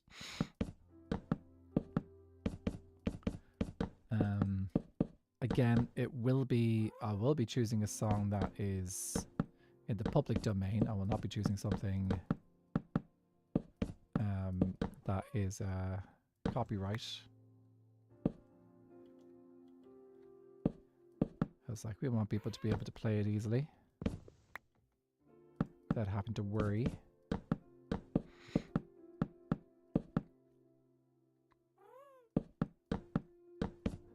I was about to suggest doing the Hallelujah chorus. The Hallelujah, Hallelujah, Hallelujah, Hallelujah, Hallelujah. But the issue with that is the Hallelujah chorus is supposed to be for Easter. Not for Christmas.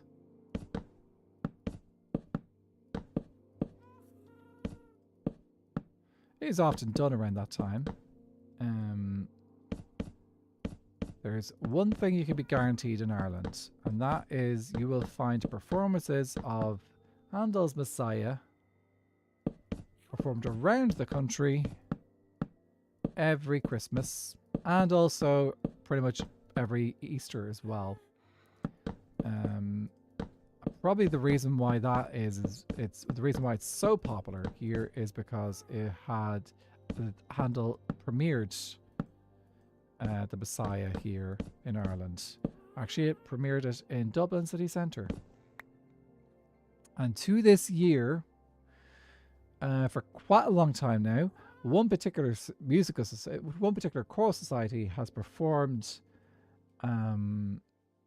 Messiah annually every Easter, I think, at the location of the Messiah's premiere.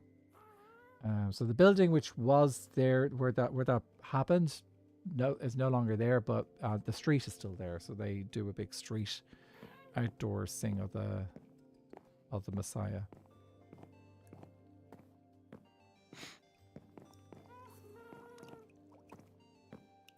Okay, I think even if I get this size of a... Should we go even bigger? It's going to take a long time to fill this up. A long time. I probably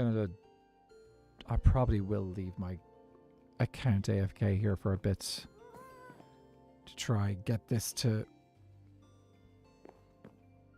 work faster.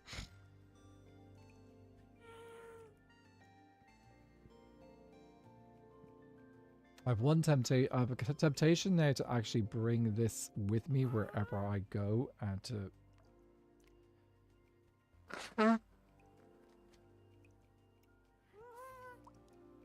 give it a chance to grow more. Um...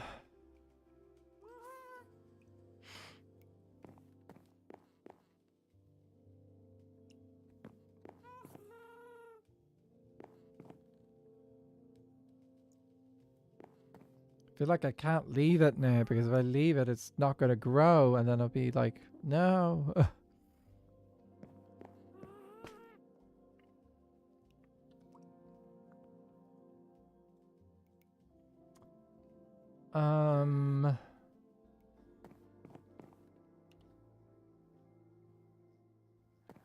Let's go. Let's do some dirt stuff. Let's go get some dirt, and we can make more clay. At least that way we're over here and it's been loaded.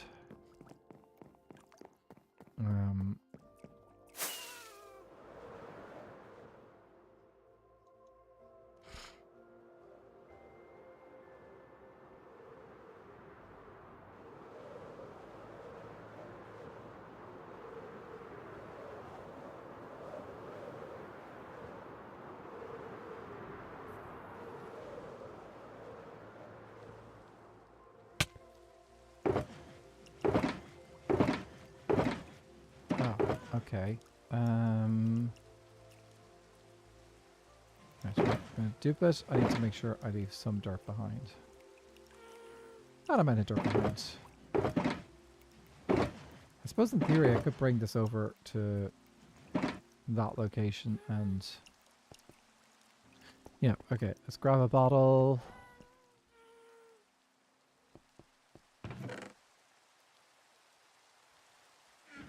And let's fly back over.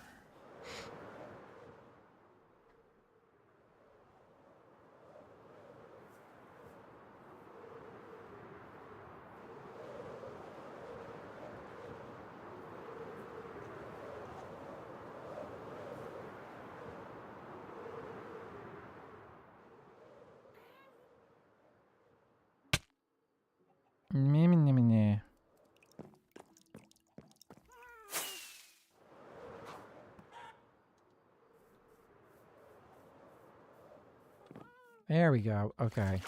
I'm gonna leave that exposed so that it doesn't. So that I can actually potentially get some more dripstone out of it.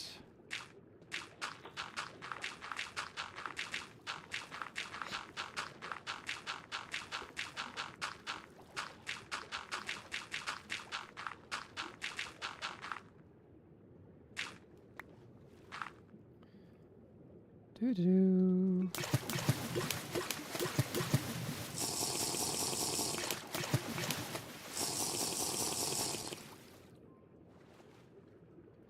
What the? Hello?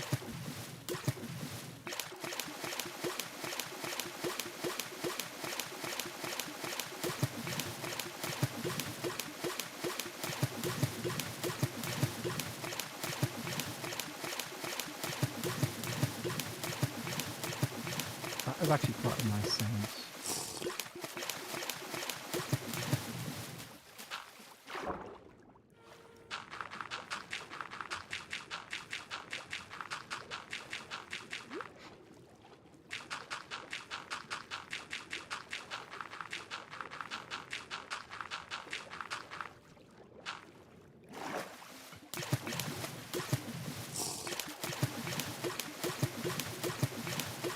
See if I can get the timing right.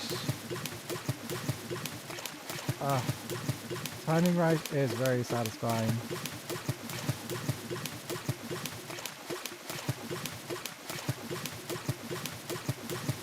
I was watching, guys, I don't know if anyone's watching Glam. So Glam Creations, I think it's the name of the channel. Actually, let me make sure I got that because this is something everyone should go check out. So Legundo,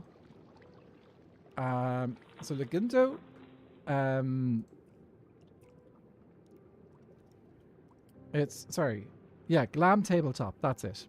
So Glam Tabletop is Gracie, Legundo, Abolish Regret, and Mazes. They've started a new channel together, and it is basically tabletop games and of course, one of the big ones that they've been doing is Blood in the Clock Tower. And yours truly was in their second game or their third game that they published. Anyway, the game that they published, I think yesterday, was Blood in the Clock Tower, which included me. I was a preacher. It went. For me, it actually went quite well for quite a bit of the game. And it was fascinating to sit down and watch from as a viewer rather than as a player, knowing where the game was going to go. But also, again, like I only had my perspective, so I didn't know everything that was going to be happening. I didn't know who was what. So then going back and watching it afterwards, where Legundo is showing the grimoire from his perspective, so you know all the characters from his perspective and how it's all playing out. It was really, really interesting. And also, I spent the time actually also just like researching the characters that were in play as well. So I had the wiki open as well for Blood in the Clock Tower, so I could learn more about how the characters work and how the different things that happen in the game work. So I got really lucky because I was a preacher. So what a preacher can do is they can choose someone during the night, and if that someone is a demon, if that someone is a minion, their ability is blocked. And not just blocked, it's blocked for the duration of time that the preacher is alive. So if the preacher is alive and they've been blocked, if the preacher doesn't die, then they just stay blocked. So I got really lucky because I hit a minion straight away with my first shot. So one of the minions, not going to tell you who, could not use their ability pretty much the entire game. Yeah, because they were killed. I think they were executed before I died. So yeah, so that the minion was killed before I died, which meant that when the minion died, when I died, the minion didn't get their power back because they were already dead. Okay, let's see if we have any more spikes. Woo! More spikes, more spikes, more spikes. Yes. Happy Gas, where are you? Are you below or are you above?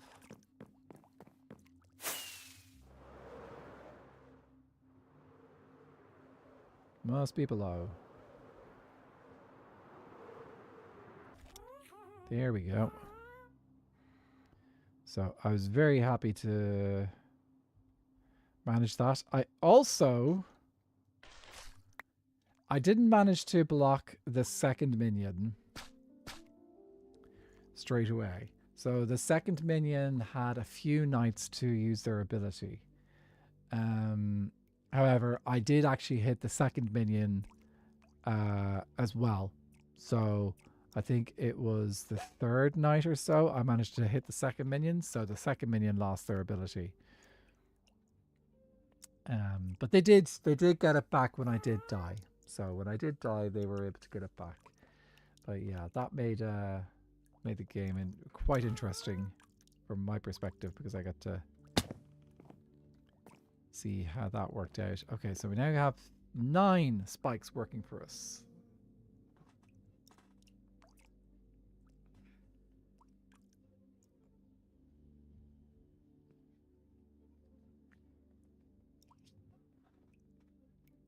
Oh, so exciting. That's Skyblock for you guys. This is the waiting bit.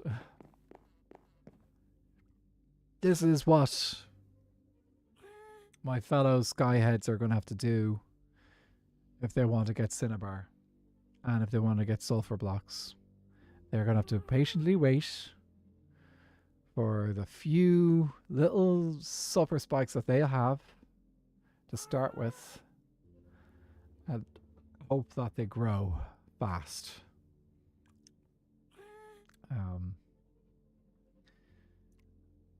You won't, I'm pretty sure we won't, it's not going to be feasible to get sulfur spikes in a trial chamber. So you can get pointed dripstone in a trial chamber because there's a trap in a trial chamber where basically there's a 1x1 hole which has a dripstone at the bottom, and you can get that in a trial chamber. However, there may be a chance that a sulfur cave intersects with a deep dark. Actually, I don't think it can. Let me check. There was I remember reading up on the biome. Sulfur caves. These are weird. These caves have got some weird generations. So, sulfur caves generate underground at the same depth as lush caves and dripstone caves, although they are much smaller in size and more fragmented. They generate only at low weirdness values, with additional requirements being medium continentalness and medium to high erosion. This means they never generate directly under river valleys, but at small spots under hilltops. Sulfur caves do not generate under oceans and high mountains, although they can generate close. They are more common under flatland terrain near swamps and deserts. Sulfur caves can generate, rarely sulfur caves can generate at weirdness values of -1. They can also leak out of cave openings or ravines. So that basically means that they will not really spawn they won't generate under high mountains, which is the location of the deep dark and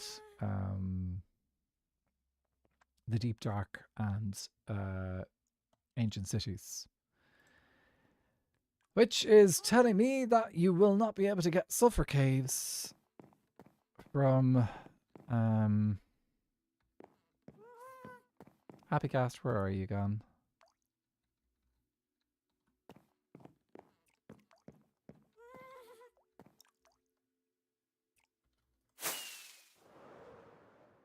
There you are. So you're not gonna be able to. So I spotted in season 2 an ancient city that intersected with a dripstone cave, which meant that I was able to get dripstone from there, from an ancient city. Quite a bit of dripstone, actually. So yeah, that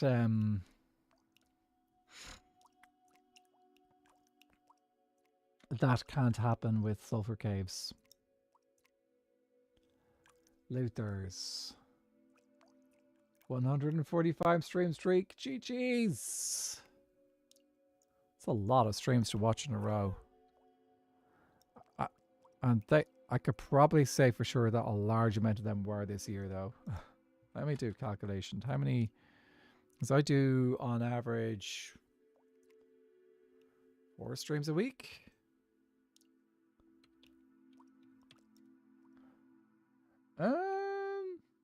Actually, probably. How many weeks have we? How many weeks are we into the year?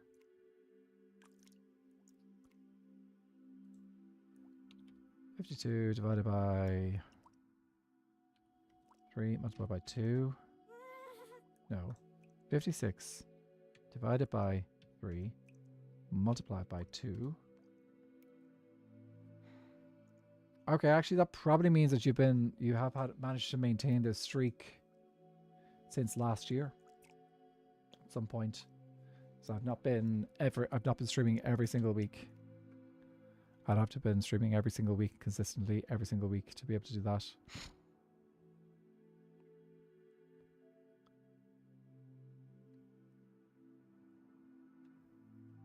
That looks good in the distance.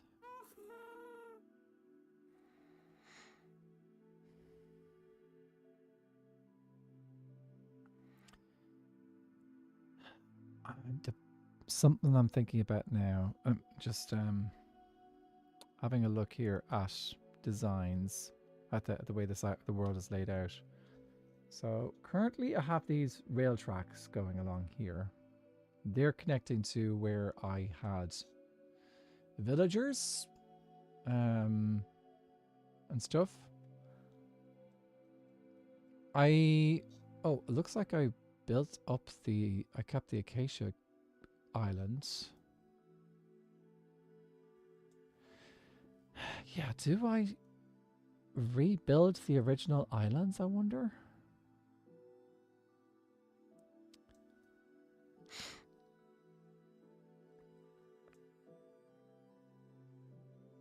I don't have the original mangrove island, and I don't think I'm going to keep the original mangrove island there. I think actually it would be nicer if I could build build something else, and because like I can get copies of the outer islands to recreate in the future, rather than keeping them in their original locations. Lovely as it is to have the idea of having them in their original locations, like I've already taken down the Mushroom Island. It just wouldn't make sense to have it here. It'd be in an awkward position. So I think, and also I have a big plan which is going to go around here. Yeah, I think I'm going to remove these. I think this should be close enough for keeping the sulfur spikes loaded. Hopefully. Just gonna take a bit of this down.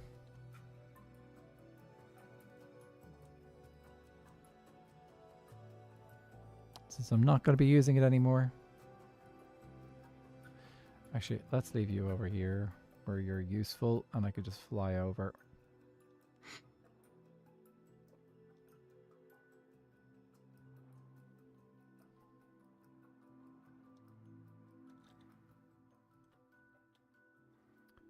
Time to sweep.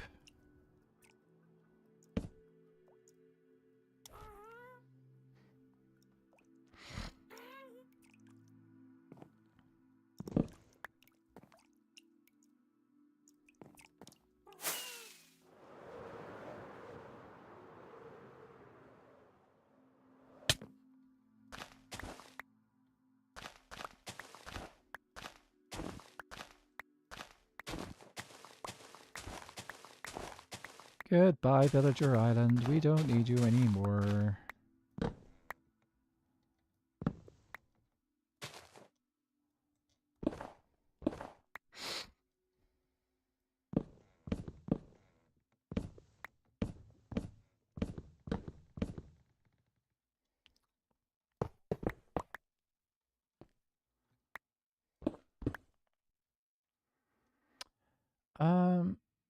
Probably going to be too far away if I do this. I need to work on projects actually at the thing.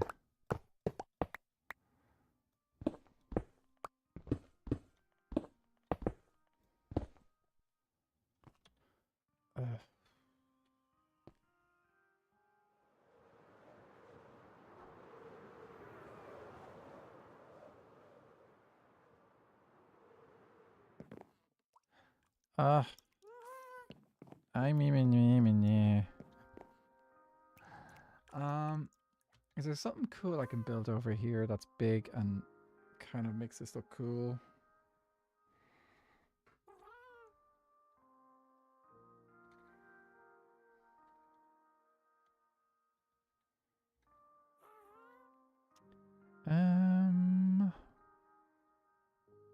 Do I have a lightning rod over here? It would make sense to have a lightning rod over here.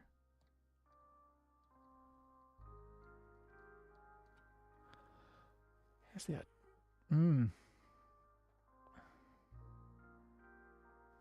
Yeah. Let's just stare at this until it grows.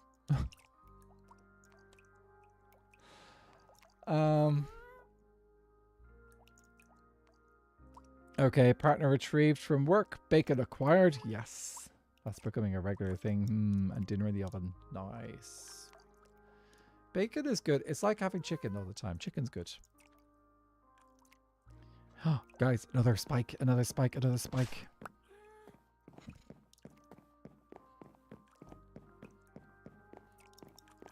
Come over here, come over here. Yes. Saving the rockets. Yeah. We did chicken biryani today. It was nice. I like chicken biryani. Well, good news. My dinner is ranch dipped, bacon wrapped, cheddar cheese smothered chicken. Oh. That is glorious. I'm now thinking of the different cheeses that you could use for something like that. Because you could use, there's options. You could do, you could do Parmesan, maybe, or, you know, I really need to do one of my casseroles again. There's a really good casserole that I've done, which is or like a pasta bake, which is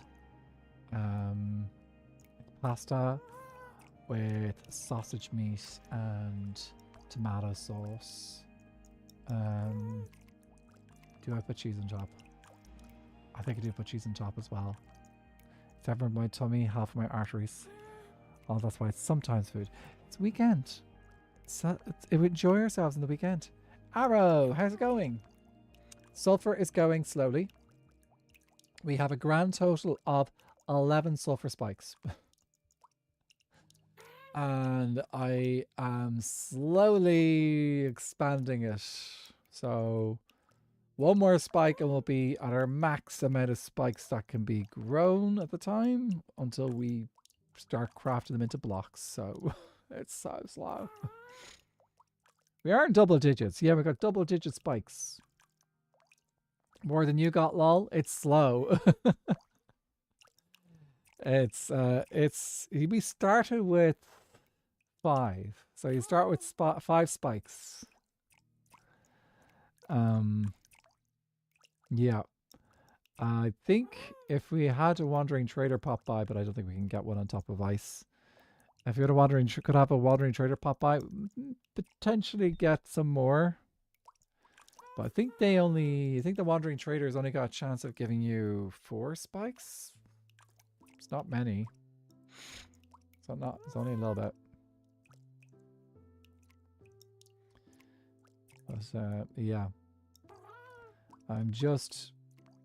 I suspect that there's a bunch of people in Skyblock Kingdoms. It's like people are planning for their next season. And I suspect there's a bunch of people in Skyblock Kingdoms that are like, oh, I'd love to build with Sulfur and Cinnabar. And, yep. I think they're going to be waiting a little while.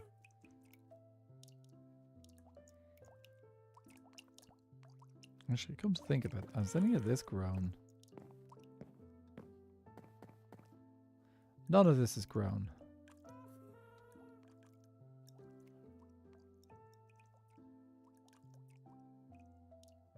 It's exponential growth, just like dripstone. Yeah. Does it have to be water? I think... Oh, actually, those might not be water sources. It might just be water, flowing water. Oh, well, that would be the problem.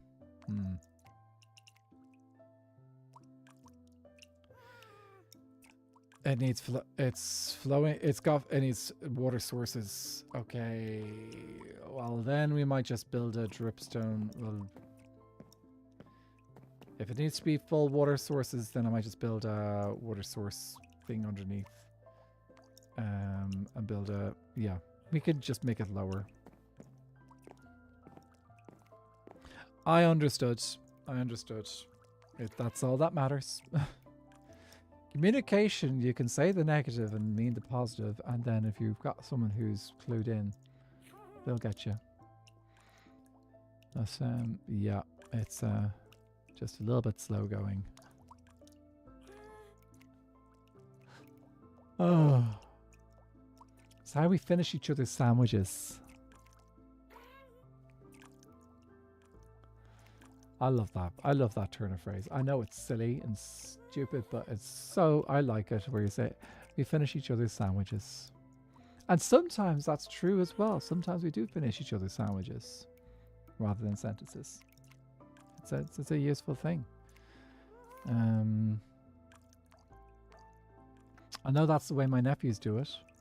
They finish each other's sandwiches. They don't finish each other's sentences. But they do finish each other's sandwiches. They might even turn around and eat the sandwich of the brother instead of eating their own sandwich. They'll end up swapping sandwiches. Oh, that's funny.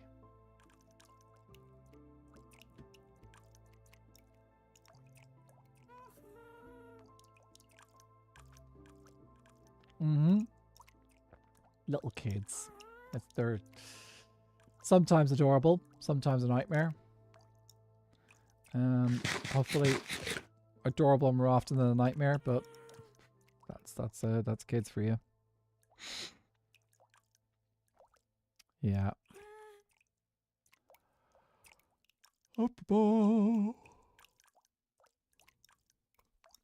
I have just had an idea. Could do someday I could do a stream where I'm just doing something like this, a dead boring task where I've just to wait for something, and I could do music in the middle while it's happening. I could do a little mini, do some songs and stuff. Not doing it now because I haven't prepared anything, but that could be a fun stream. Serenade the spikes to grow. That could be a nice little thing. Keep me productive. Yeah.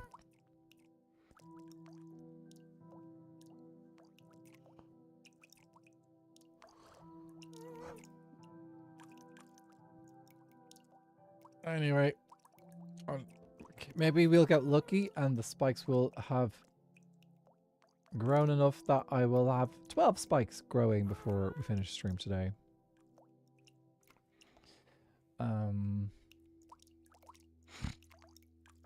Yeah. Oh, it's gonna be it's starting to head back towards busy time for me as well now, because during the summer my work is very light. I have, it's, think about next week when work starts getting busy again a bit. So getting into the preparation phase for getting back to rehearsals and stuff like that. So it'll be good to get back to busy work. I was just hoping that I would have my new place sorted before I went back to busy work. So might get lucky. I'm gonna chase after lawyers and agents on Monday, and hopefully they will be able to say, got our things finalized, and maybe it'll be really, really lucky and they'll say this week. And that way I might be able to get as much moved as I can this week before rehearsals start back up. I have an idea to make the spikes grow. Does it involve going into creative mode? Ah, sing mode. We sing to the plants, we sing to the spikes. I don't think they can hear me. We need our happy guest to get me closer. There you are. Ah.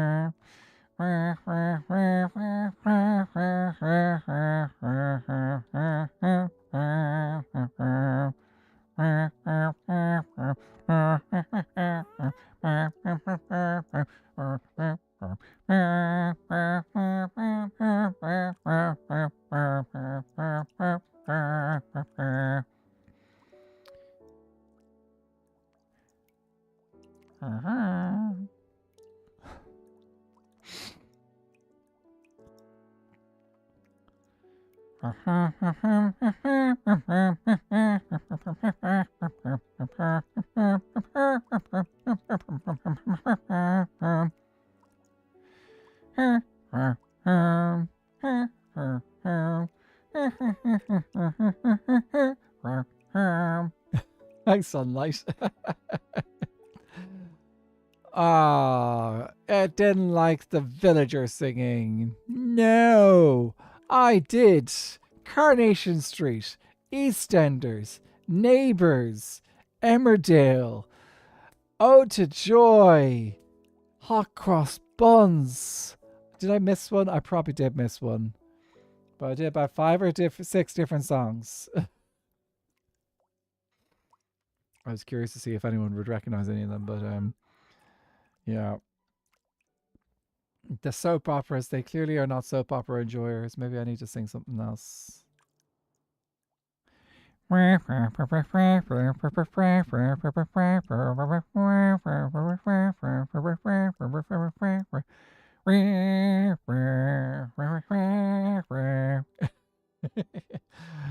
know that one? Too busy clipping it. Thank you for the clips, Miss Maury.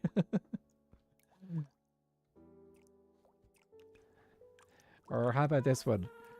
I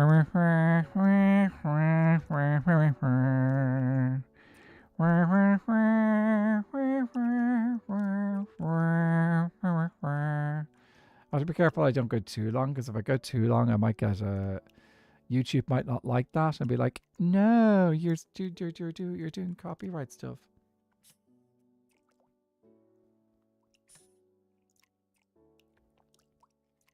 Mm-hmm. That's funny.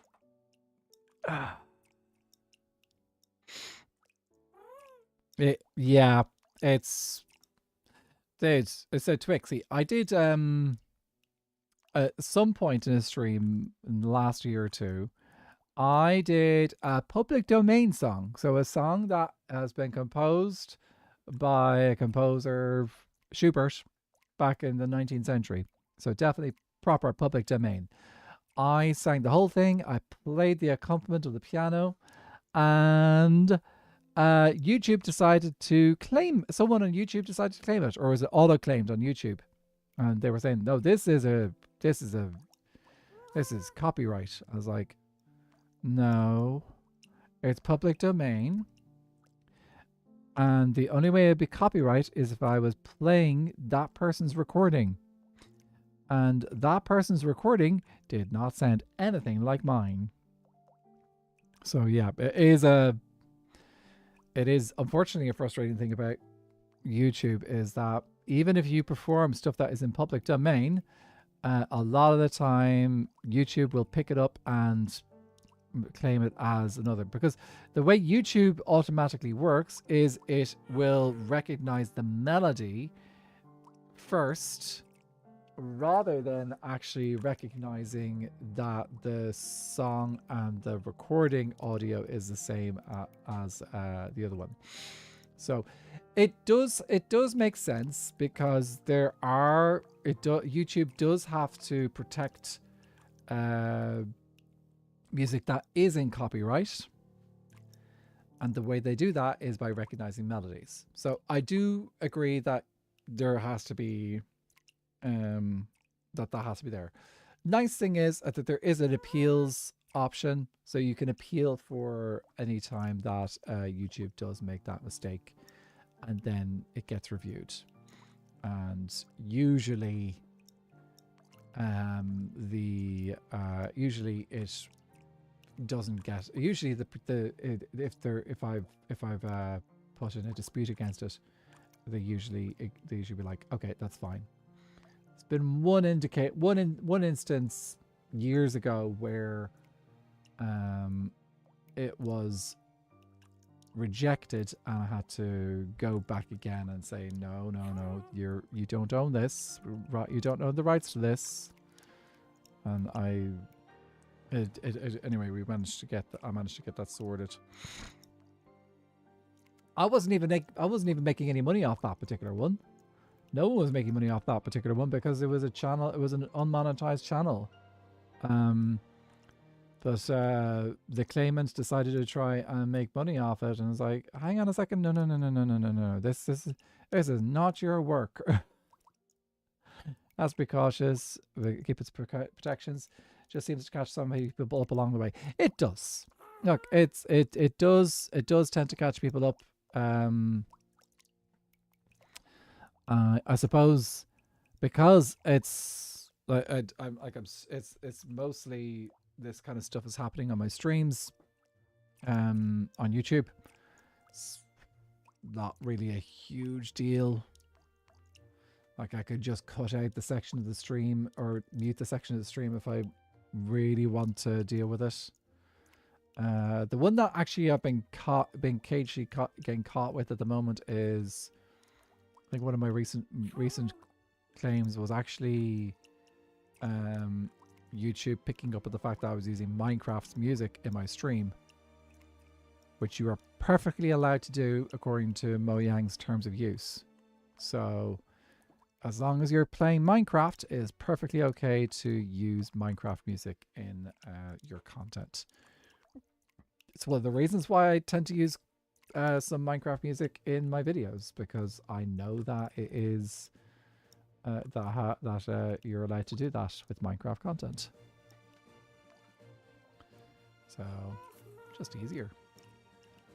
Okay.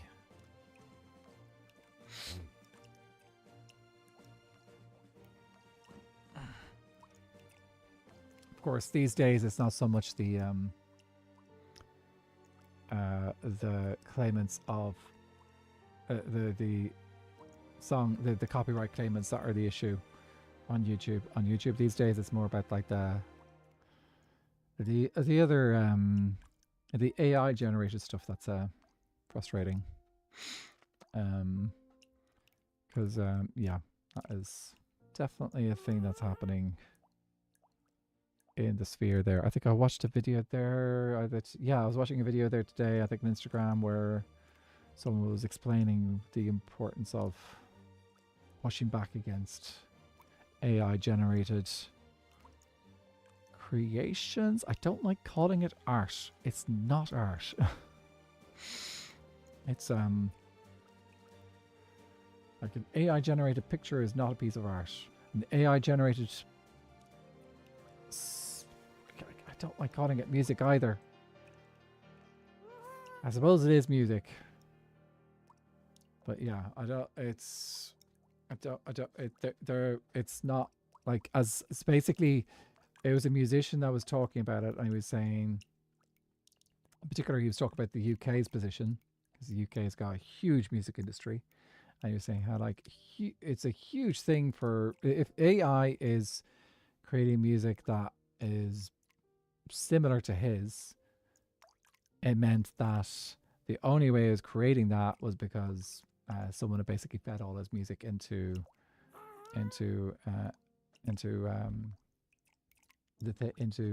machine learning, and without his permission. So he stole it, basically. Actually, I heard a story about a bookstore that had a huge order, an Irish bookstore that got a huge order of incredibly random amount of books. And they found out that there were a bunch of other bookstores around Europe in which dealt in different languages that also had a similar order. And the suspect is that they were being ordered to the US. A lot of these orders, they explained, don't necessarily have like a strong trace, so you don't necessarily know where it's going to. It's been ordered online. But they suspect that what's happening is that the books are being ordered to the US. There's a whole variety of them. And then those books in the US are just basically being torn to shreds and being scanned into machine learning, which you can't do in Europe. But according to fair use policies in some countries, you can.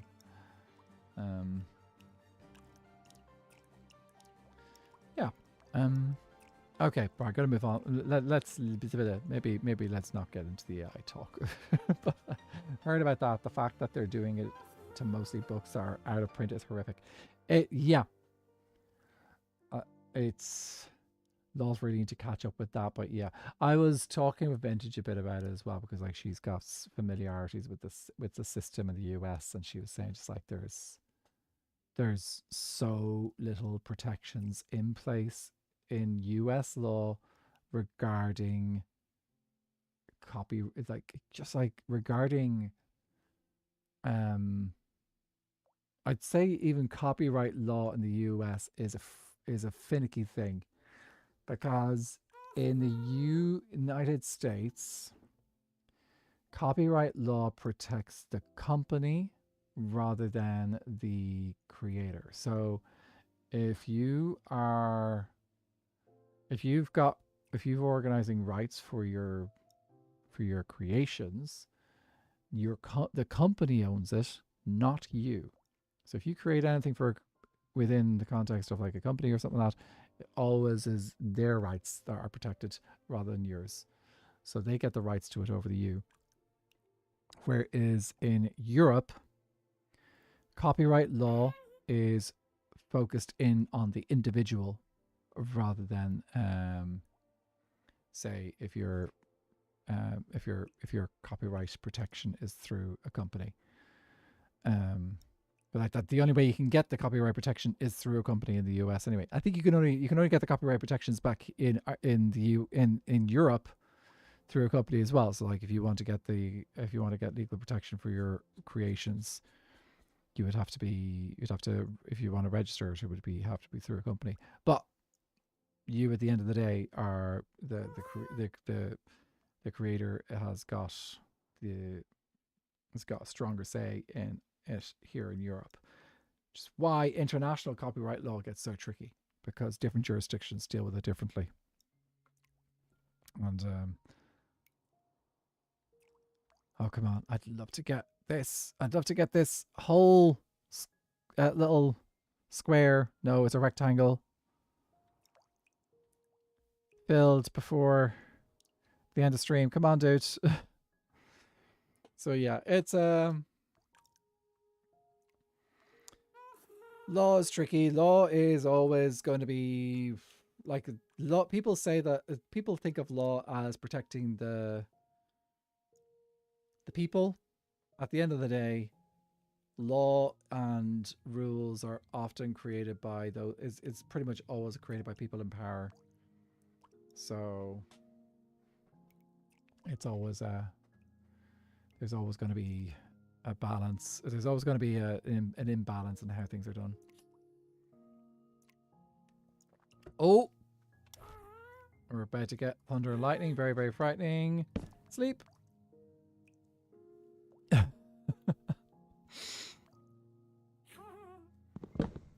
I do not want to risk my doggos. I've got a couple of, I think I've got a couple of things up top which could potentially be harmed by lightning. I could run over and grab some I can't. I need to stay here because if I move from here, then this will be unloaded and there'll be a little bit of time where it will not be trying to grow. Doggos are priority, absolutely. That's something I haven't really done much in this world. I haven't done a huge amount of animal stuff. I have got my frogs. I have got my sniffers.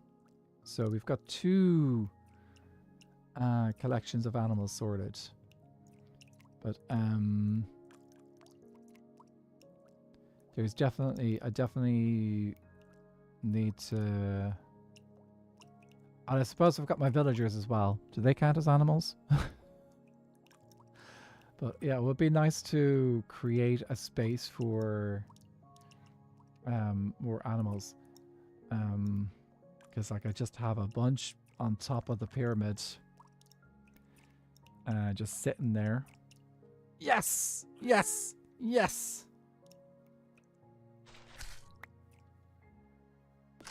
Expansion! Oh, yes. Well, it would be cool to make a place for the doggos. There is not water over the... No, there's a other block on top, another block on the other end. So it's sulfur block, basalt, then water.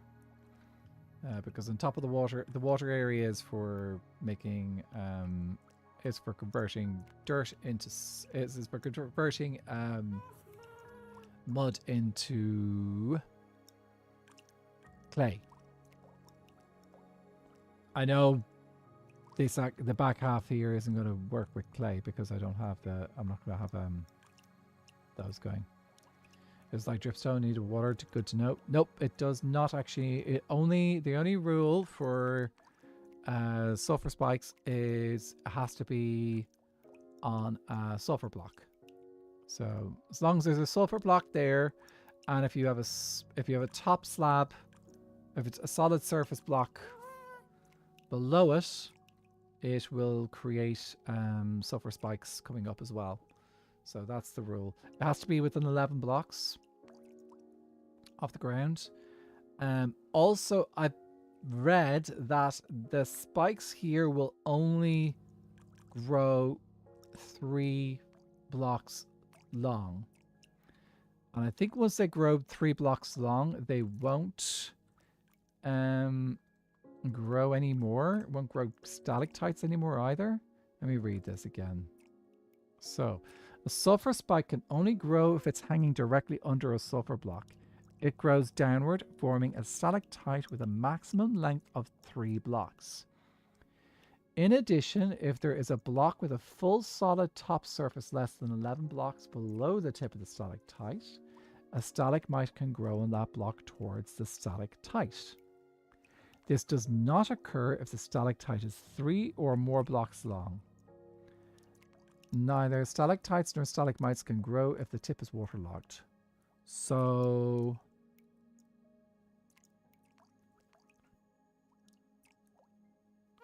if the stalactite is 3 blocks long, I think the stalagmite will also stop growing as well. But the stalagmite has got more potential for growth than a stalactite. So stalactite can grow 3 long. Stalagmite can grow basically as tall as it can until the tite stops coming down. So once the tite hits 3, then the stalagmite stops as well. But the stalagmite could probably grow, I don't know, 6 or 7 blocks high.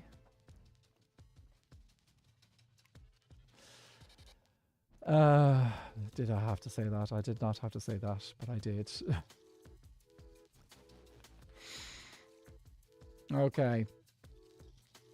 We have not grown enough sulfur spikes to did realize Leon was streaming. Well, someone has to do it while he's not streaming. I don't know if he is streaming, but you know what I mean. Okay, we did not grow enough sulfur spikes to get a new block. But that'll be the next goal. Basically, need 4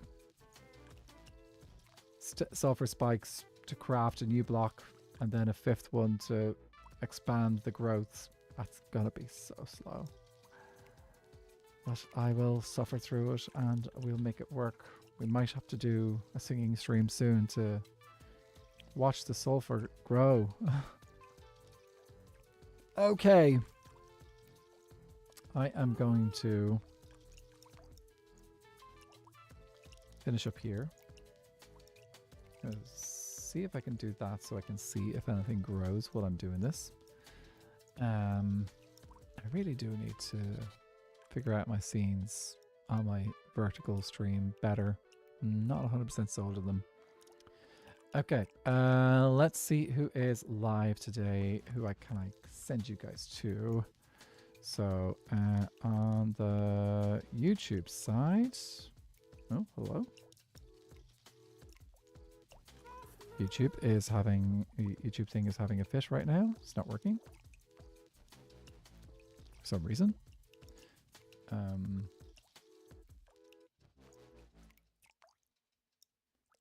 Alfie just started. Okay, Chrome just decided to crash on me, or at least that bit did. Okay, let me see if I can get back into the stream setup and do the thing. Okay. Because I need to be able to end stream as well. Okay, here we go. Customization. Redirect. And nobody's live on YouTube. Okay. And nobody's got any content coming up on YouTube that I can redirect to. Oh, I'm looking forward to when SBK starts back up, when people have videos and stuff that I can redirect to. So at least I'll be able to do that. Okay. YouTube, thank you for tuning in. If you made it to the end, please do remember to give the stream a thumbs up, or watching the VOD, please give the VOD a thumbs up. And I will see you guys on Monday for my next stream. Slán YouTube, bye. Okay, Twitch. Let's see where I can send you guys on the Twitch platform.